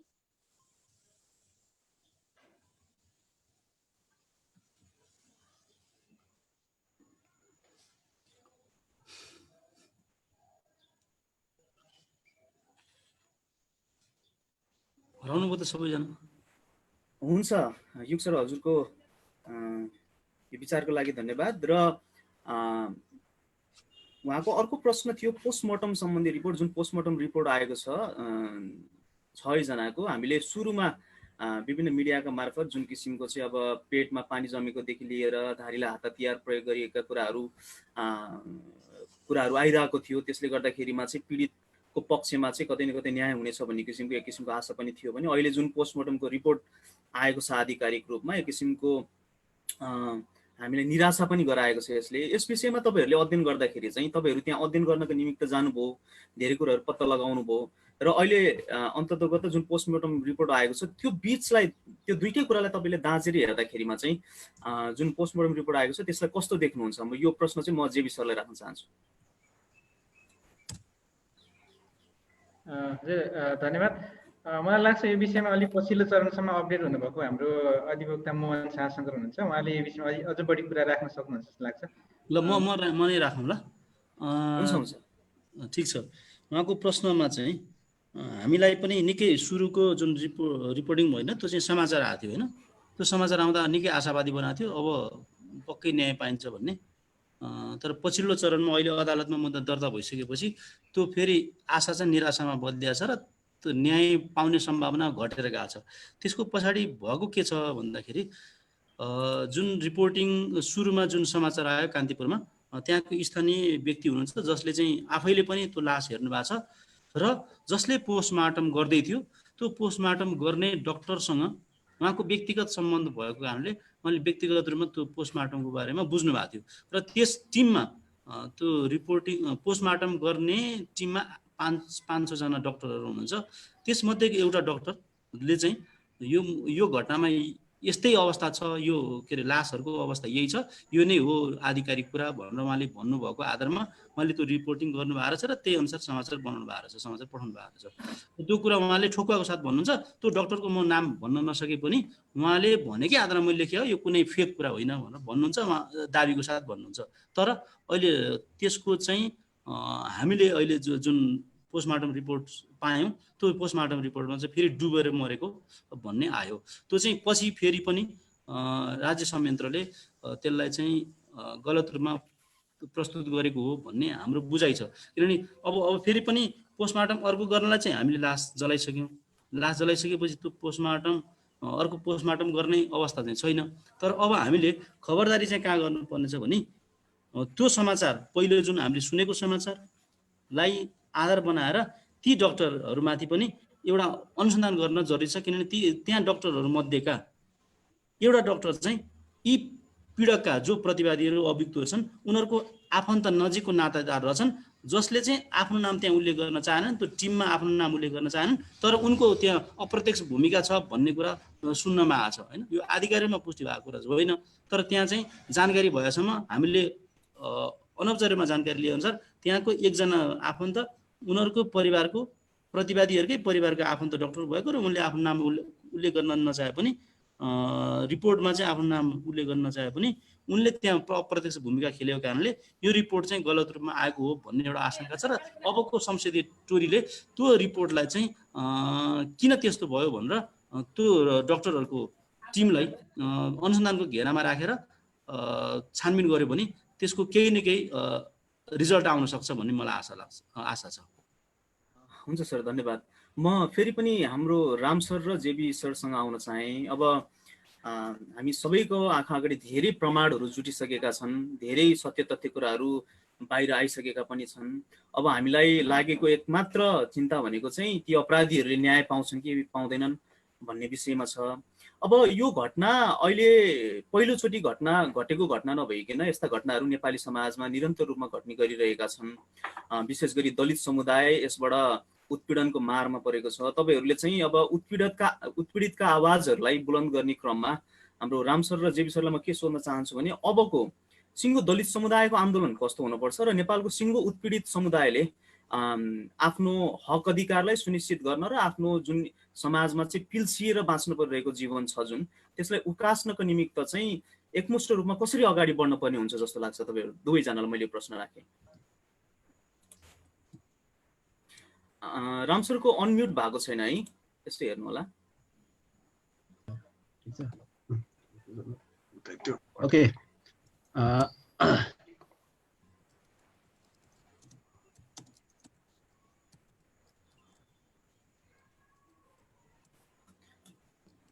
हजुरको आवाज सुन्ने छैन सर।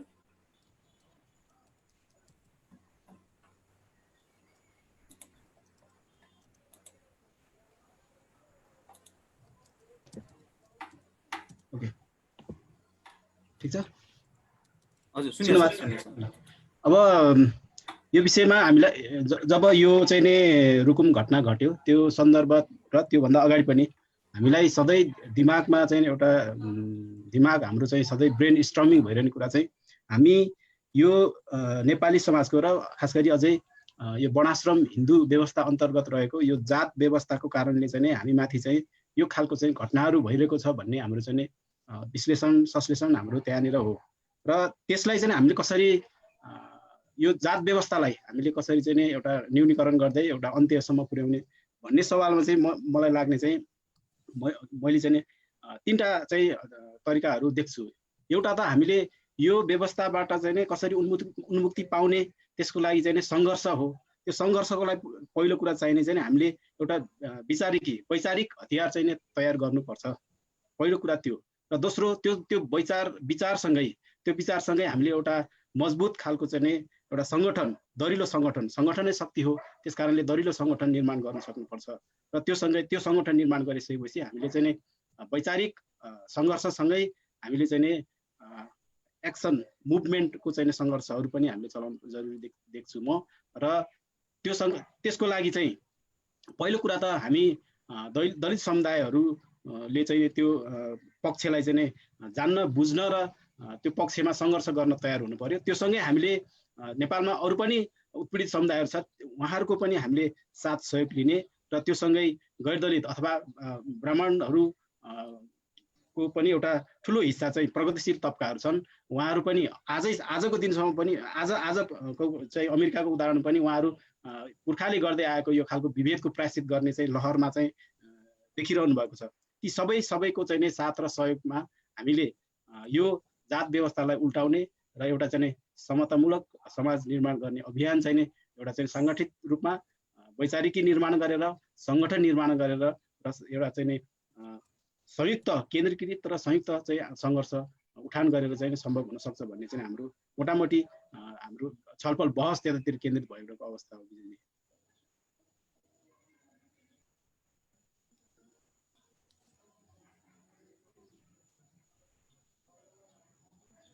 विकासजीको माइक अनम्युट गर्नु है।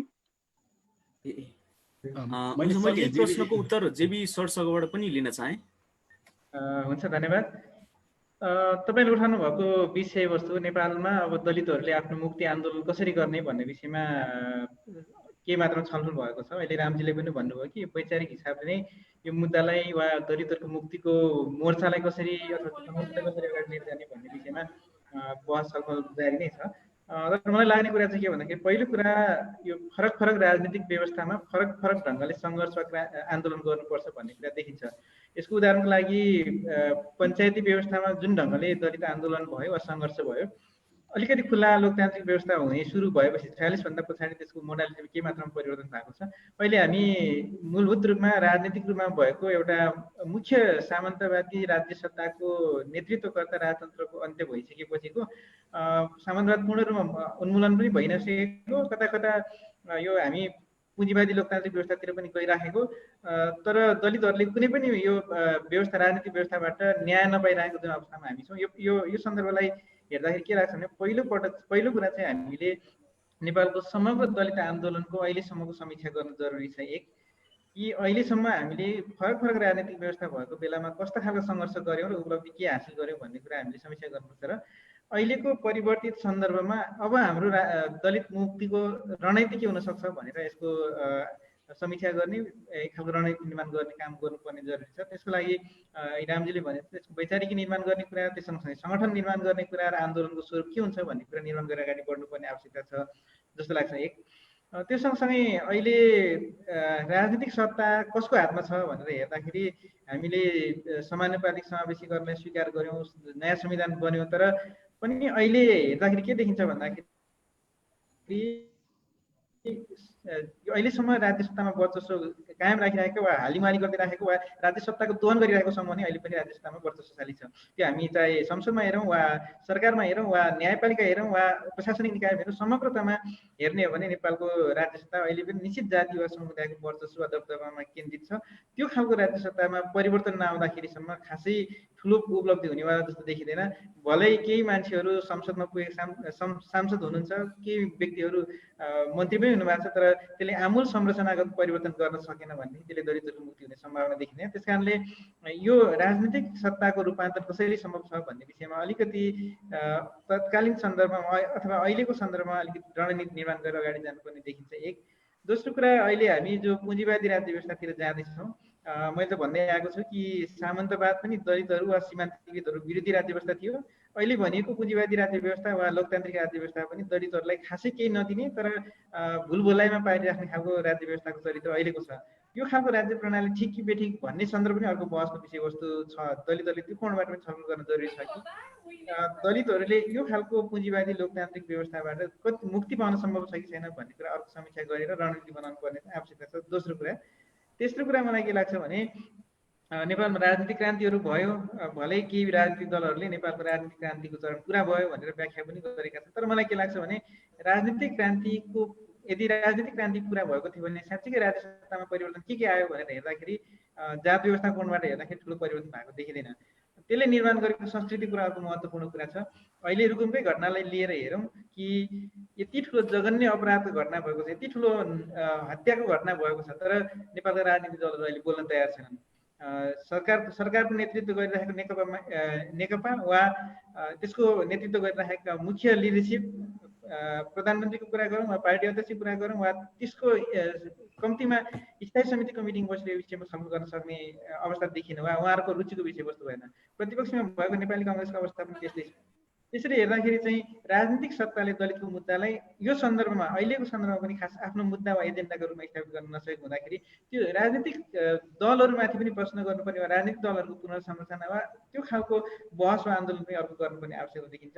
त्यसकारणले राजनीतिक दलहरूलाई जवाफदेही र जिम्मेवार बनाउनको लागि पनि सङ्घर्ष गर्नुपर्ने आवश्यकता छ भने सरकारको कुरा गर्दाखेरि खालि केन्द्र सरकारको मात्रै कुरा भएन, सङ्घीय र स्थानीय सरकारलाई पनि यो मुद्दामा उत्तरदायी बनाउनलाई निरन्तर सङ्घर्ष गर्नुपर्ने आवश्यकता छ।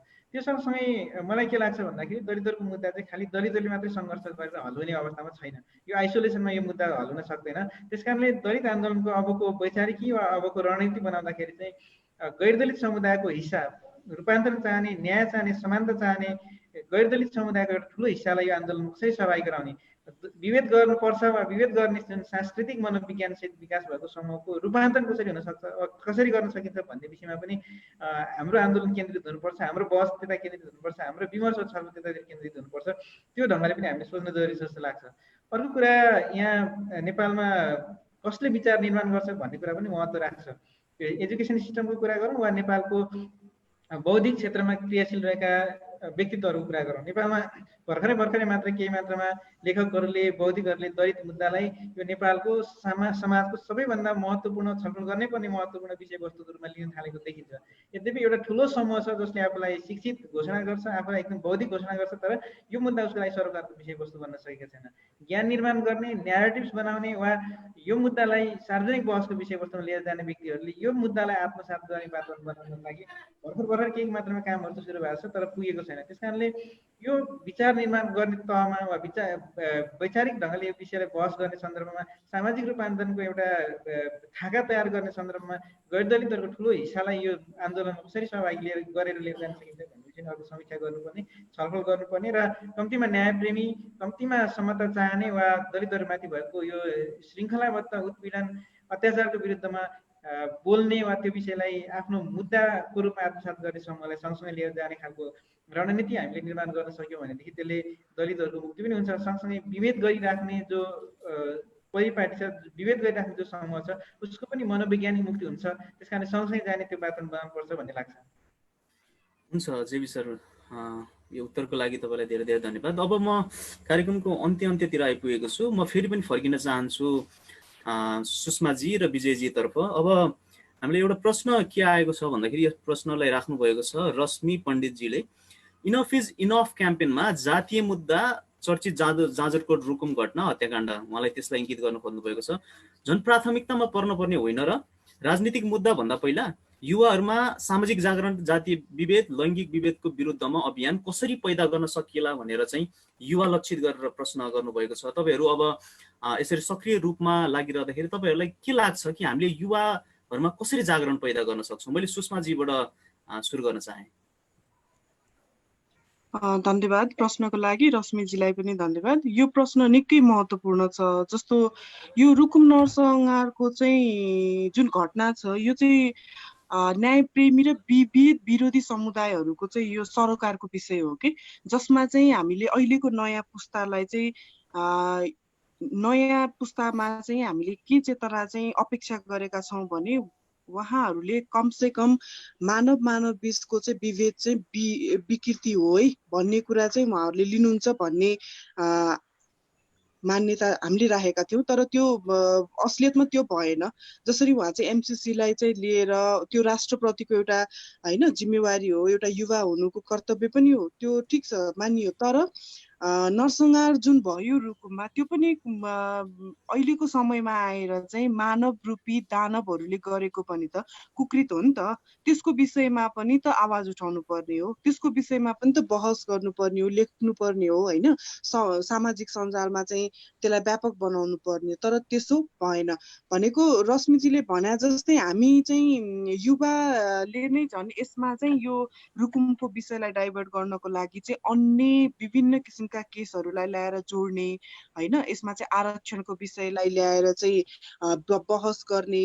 अनि त्यसपछि दलित शब्द नै तपाईँहरूलाई चाहिँ आफै लज्जाबोध शब्द हो, किन यही बोकेर हिँड्नु भएको छ भन्ने कुराहरू। जस्तो केही साथीहरू दलित साथीहरूले चाहिँ यो घटनालाई मात्र नभएर ओभरअल दलितमाथि हुने विभेद र त्यसपछिका जति पनि क्रूर यातनाहरू, क्रूर अपराधहरू छ त्यो विषयमा बोल्दाखेरि चाहिँ तपाईँहरू जस्तो मान्छे पनि दलितको ट्याग लिएर बस्ने भन्ने खालका चाहिँ हामीले हाम्रै उमेरको सहकर्मी, हाम्रै उमेरको युवा पुस्ताबाट पाउँदा चाहिँ यो हाम्रो पक्कै पनि शिक्षा नीतिले नै शिक्षा नीतिलाई नै हस्तक्षेप गर्नुपर्छ जस्तो लाग्छ मलाई चाहिँ। हामीले कलेज पढ्यौँ होइन, डिग्री पास गऱ्यौँ, हामीसित सर्टिफिकेट भयो, सबै भयो, तर हामीले चाहिँ समाज बुझेनौँ, हाम्रो समाजप्रतिको चेतना होइन, समाजलाई निहाल्ने चाहिँ हाम्रो दृष्टिकोण बनेन भन्ने जस्तो चाहिँ मलाई महसुस हुन्छ। भनेको तपाईँले समाजमा आफ्नो समाजको सच्चाइ, आफ्नो यथार्थका कुराहरू त्यसलाई सही र गलत भनेर आफूले छुटाउन सक्नुहुन्न र त्यसलाई गलत थाहा भइ पनि तपाईँले चाहिँ त्यो बोल्न सक्नुहुन्न, त्यस विषयमा आवाज निकाल्न सक्नुहुँदैन भने तपाईँले पढेको डिग्री, तपाईँ युवा भएर देशको कर्णधार भएको चाहिँ अपुरो हुन्छ जस्तो लाग्छ मलाई। राष्ट्रियता होइन हो, सबै मुद्दामा चाहिँ युवाको जमातले नै सिर्जना गर्नुपर्छ, जमातले नै ठिक पार्नुपर्छ, त्यो आफ्नो ठाउँमा छ। लैङ्गिकताको कुराहरू हुन्छ होइन, विभिन्न पार्टीगत राजनीतिक दलमा चाहिँ विभिन्न युवा सङ्गठनहरू छन् होइन, जसले चाहिँ एक दिन पनि माइती घरमा आएर चाहिँ यो जातीय विभेदको कारणले भएको घटनामा चाहिँ हामी चाहिँ यो यसको विरोध गर्छौँ भनेर चाहिँ कुन चाहिँ युवा सङ्गठन आयो होइन। आउनु भयो केही सङ्गठनहरू, तर त्यसमा पनि दलित युवाहरू नै हुनुहुन्थ्यो।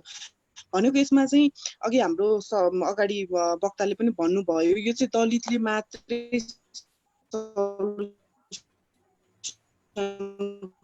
गर्ने अथवा आइसोलेसन गरेर मान्दैन। यसमा यो अवस्थाहरू जसले चाहिँ देश विकास, देशका चाहिँ नीति नियम होइन, देशको सदन हल्लाउने, सदनमा चाहिँ झकझकाउने जुन एउटा चाहिँ युवा पुस्ता जसले चाहिँ आफ्नो सारा आन्दोलनले चाहिँ हिजो मात्रै पनि अस्ति मात्रै पनि हामीले सडकमा त्यत्रो देख्यौँ होइन, त्यस्तो खालको युवाहरू अब हामीले लाग्यो भने त यो विभेद हट्नलाई त धेरै समय नै लाग्दैन। भनेको हामीलाई जब चिमोड्छ इस्युले, हाम्रो मन मस्तिष्कमा जब बास गर्छ, त्यसपछि हामीले त्यो कुरालाई चाहिँ एकदमै महत्त्वका साथ लिन्छौँ। यद्यपि युवाहरूमा चाहिँ पनि अपेक्षा गर्छौँ यो कुराहरूलाई चाहिँ समाजका विभेद हामीले अहिले पुस्ताले, हाम्रो अहिलेको युवा पुस्ताले चाहिँ हामीले यस विरुद्धमा विरोध गरेनौँ भने अब आउने आगामी पुस्ताले चाहिँ हामीलाई सराप्नेछ र भोलि तपाईँकै घरमा पनि रुकुमको जस्तो घटना हुन सक्ने सम्भावना छ। त्यतिखेर तपाईँले जवाफ के दिनुहुन्छ आफ्नो सन्तानप्रति?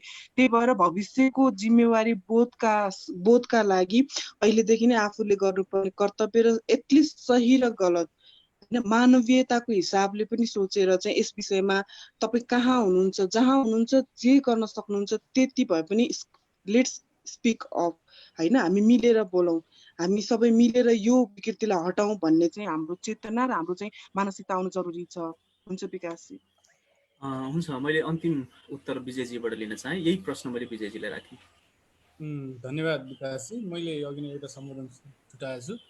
अहिले हामीलाई फेसबुक लाइभ मार्फत सुनिरहनु भएको छ दलित युवा जागरण मञ्च नेपालको आधिकारिक पेजबाट उहाँहरू, र यो कार्यक्रम सिनर्जी एफएमबाट पनि प्रत्यक्ष प्रसारण भइरहेको छ। त्यसै गरी माडीको स्वदेश एफएमबाट पनि प्रत्यक्ष प्रसारण भइरहेको छ। त्यसै गरी गैँडाकोट नवलपरासी स्थित मुकुन्द सेन टेलिभिजनबाट पनि यो कार्यक्रमको प्रत्यक्ष प्रसारण भइरहेको छ। यी तमाम माध्यमबाट हामीलाई हेरिरहनु भएका, सुनिरहनु भएका सम्पूर्ण दर्शकहरू, सम्पूर्ण श्रोताहरूलाई म धन्यवाद दिन चाहन्छु।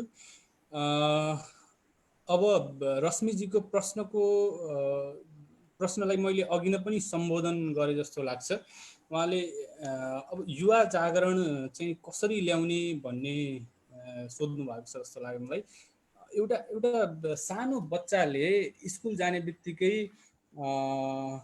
क कलमबाट सुरु गरेर छत्री पनि सिक्छ भनेपछि जात व्यवस्था सम्बन्धी प्रशिक्षण, जात व्यवस्था सम्बन्धी शिक्षा चाहिँ नि उसको चाहिँ नि बाल मस्तिष्कबाटै सुरु हुन्छ हैन।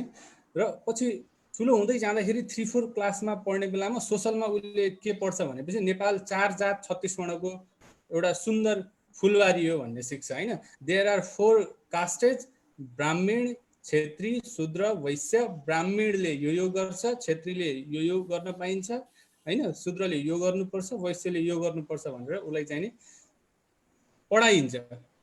भनेपछि एउटा बच्चाको प्रशिक्षण हामीले कसरी गरिरहेका छौँ त? एउटा बाल मस्तिष्कमा हामीले के लादिरहेका छौँ, उसको मनोविज्ञान कसरी सेप भइराखेको छ, यो यसले म्याटर गर्छ जस्तो लाग्छ मलाई। त्यस कारणले मैले सुरुमै पनि भने जात व्यवस्थालाई भत्काउनका लागि हामीले चाहिँ नि यो एजुकेसन सिस्टममा एउटा ट्रेमेन्डियस चेन्ज ल्याउनुको चाहिँ नि आवश्यकता छ हैन। मैले भने अस्ट्रेलियामा सरिडे मनाइन्छ, तैपनि अहिलेका युवाहरूबाट, अहिलेको राज्यबाट हामीलाई त्यो अपेक्षा छैन हैन। घुँडा टेकेर हामी समक्ष माफी मागुन् भन्ने अपेक्षा छैन। हाम्रो सामान्य अपेक्षा के छ भनेपछि मान्छेको रूपमा हामीलाई स्वीकार गरून् र एउटा मान्छेको रूपमा हामीसँग व्यवहार गरून् हैन। र गलत भइरहेको छ यो एउटा सिङ्गो समुदायमाथि एउटा निश्चित समुदायले चाहिँ नि हैन विभेद गरिरहेको छ भने यो तपाईहरुले गलत गर्दै हुनुहुन्छ, यो बन्द गर्नुस् भनेर आवाज उठाउन्। हाम्रो अपेक्षा यही हो। तर यो भइरहेको छैन भनेपछि कस्तो शिक्षा हामीले हैन दिइरहेका छौँ त? यो सोच्नुपर्ने विषय हो कि हैन? हैन, शिक्षित छन् तर शिक्षितको जस्तो व्यवहार चाहिँ नि उनीहरूले अथवा हामीहरूले गरिरहेका छैनौँ हैन। त्यसकारणले एउटा ठुलो प्रश्न चिन्ह चाहिँ नि यहाँ खडा हुन्छ जस्तो लाग्छ है। अन्य धेरै कुराहरू आइसकेका छन् साथीहरू।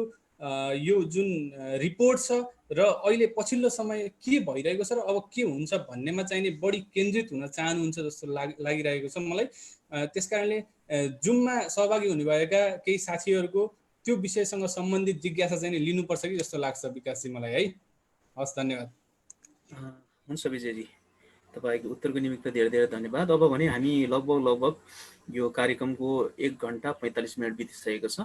आजको कार्यक्रमलाई अब हामी यही नै अन्त्य गर्नेछौँ। तपाईँहरूले जसरी स्थलगत अध्ययनका निमित्त रुकुम जाजरकोट पुगेर जुन प्रतिवेदन पेश गर्नुभएको छ, त्यो प्रतिवेदनले धेरै आम जनमानसमा चाहिँ घटना सम्बन्धी सत्य तथ्य कुरा बुझ्नको निमित्त धेरै नै सघाउ पुर्याएको छ भन्ने कुरामा म विश्वस्त छु। र आजको कार्यक्रममा यसै अध्ययनलाई थप प्रस्ट्याइदिनको निमित्त तपाईँहरू सम्पूर्ण दलित युवा जागरण मञ्च नेपालले आयोजना गरेको कार्यक्रममा उपस्थित भइदिनु भएको निमित्त म सम्पूर्ण वक्ताहरूमा आभार व्यक्त गर्दै धेरै धेरै धन्यवाद दिन चाहन्छु। धन्यवाद। हस्, धन्यवाद। हुन्छ, प्रश्न आइरहेको थियो अब त्यो सबैलाई है। र मैले सानो कुरा के जोड्न चाहे भनेपछि फेरि गैर दलित कसैले पनि बोलेका छैनन् अथवा शिक्षित कसैले पनि बोलेका छैनन् भन्ने होइन। केही स्वर चाहिने हैन त्यो विभेदको विरुद्धमा उठिरहेको छ। गैर दलितको एउटा ठुलो पंक्तिले चाहिँ उठाइरहेको छ। म जसले पनि जुन ठाउँबाट आवाज उठाइरहेका छन् विभेदको विरुद्धमा हैन, अन्यायको विरुद्धमा, रुकुम नरसंहारको विरुद्धमा, अंगिरा पासीको न्यायको लागि, शम्भु सदाको न्यायको लागि जसले पनि आवाज उठाइरहनु भएको छ, म ती सबैलाई धन्यवाद दिन चाहन्छु। र जुन आवाज उठाइरहनु भएको छ, आगामी दिनमा यसलाई बुलन्द पार्दै लैजानुपर्ने अवस्था हाम्रो सामु छ। हामी नचुकौँ, डटौँ, हामी यो लडाइँमा सँगसँगै छौँ भन्न चाहन्छु। धन्यवाद। हुन्छ, धन्यवाद विजयजी। हुन्छ, अब भने हामी कार्यक्रमको अन्त्यतर्फ प्रस्थान गर्दैछौँ। आज हामीले कुराकानी गरिरहेका थियौँ रुकुम स्थलगत अध्ययन गर्न गएको टोलीसँग र विशेष गरी रुकुममा जुन घटना घटेको छ त्यो घटनाको विषयमा सत्य तथ्य कुराहरू बुझ्नको निमित्त पनि हामीले आजको कार्यक्रमलाई राखेका हौँ। कार्यक्रममा सहभागी हुनुभएका तपाईँ सम्पूर्ण महानुभावहरूमा म धेरै धेरै धन्यवाद दिन चाहन्छु। र आगामी दिनहरूमा फेरि दलित युवा जागरण मञ्च नेपालले यस्तै किसिमका विषयहरूमाथि छलफल गर्नको निमित्त विभिन्न व्यक्तिहरूलाई लिएर आउनेछ भन्ने कुराको पनि जानकारी गराउन चाहन्छु। आजको लागि भने म तपाईँलाई धन्यवाद दिन चाहन्छु। र त्यस्तै गरी हामीलाई आजको कार्यक्रम प्रत्यक्ष प्रसारण गर्नको निमित्त सघाउ पुर्याएको synergy FM 91.6 megahertz Bharatpur Chitwan, त्यस्तै गरी मुकुन्द सेन टेलिभिजन र स्वदेश एफएम 93.2 मेगाहर्ज माडी चितवनलाई पनि धेरै धेरै धन्यवाद दिँदै आजको कार्यक्रम यही नै अन्त्य भएको कुरा म तपाईँहरू सम्पूर्णलाई जानकारी गराउन चाहन्छु। हस्त, नमस्कार। धन्यवाद विकासजी, धन्यवाद। थ्याङ्क यू सबैलाई।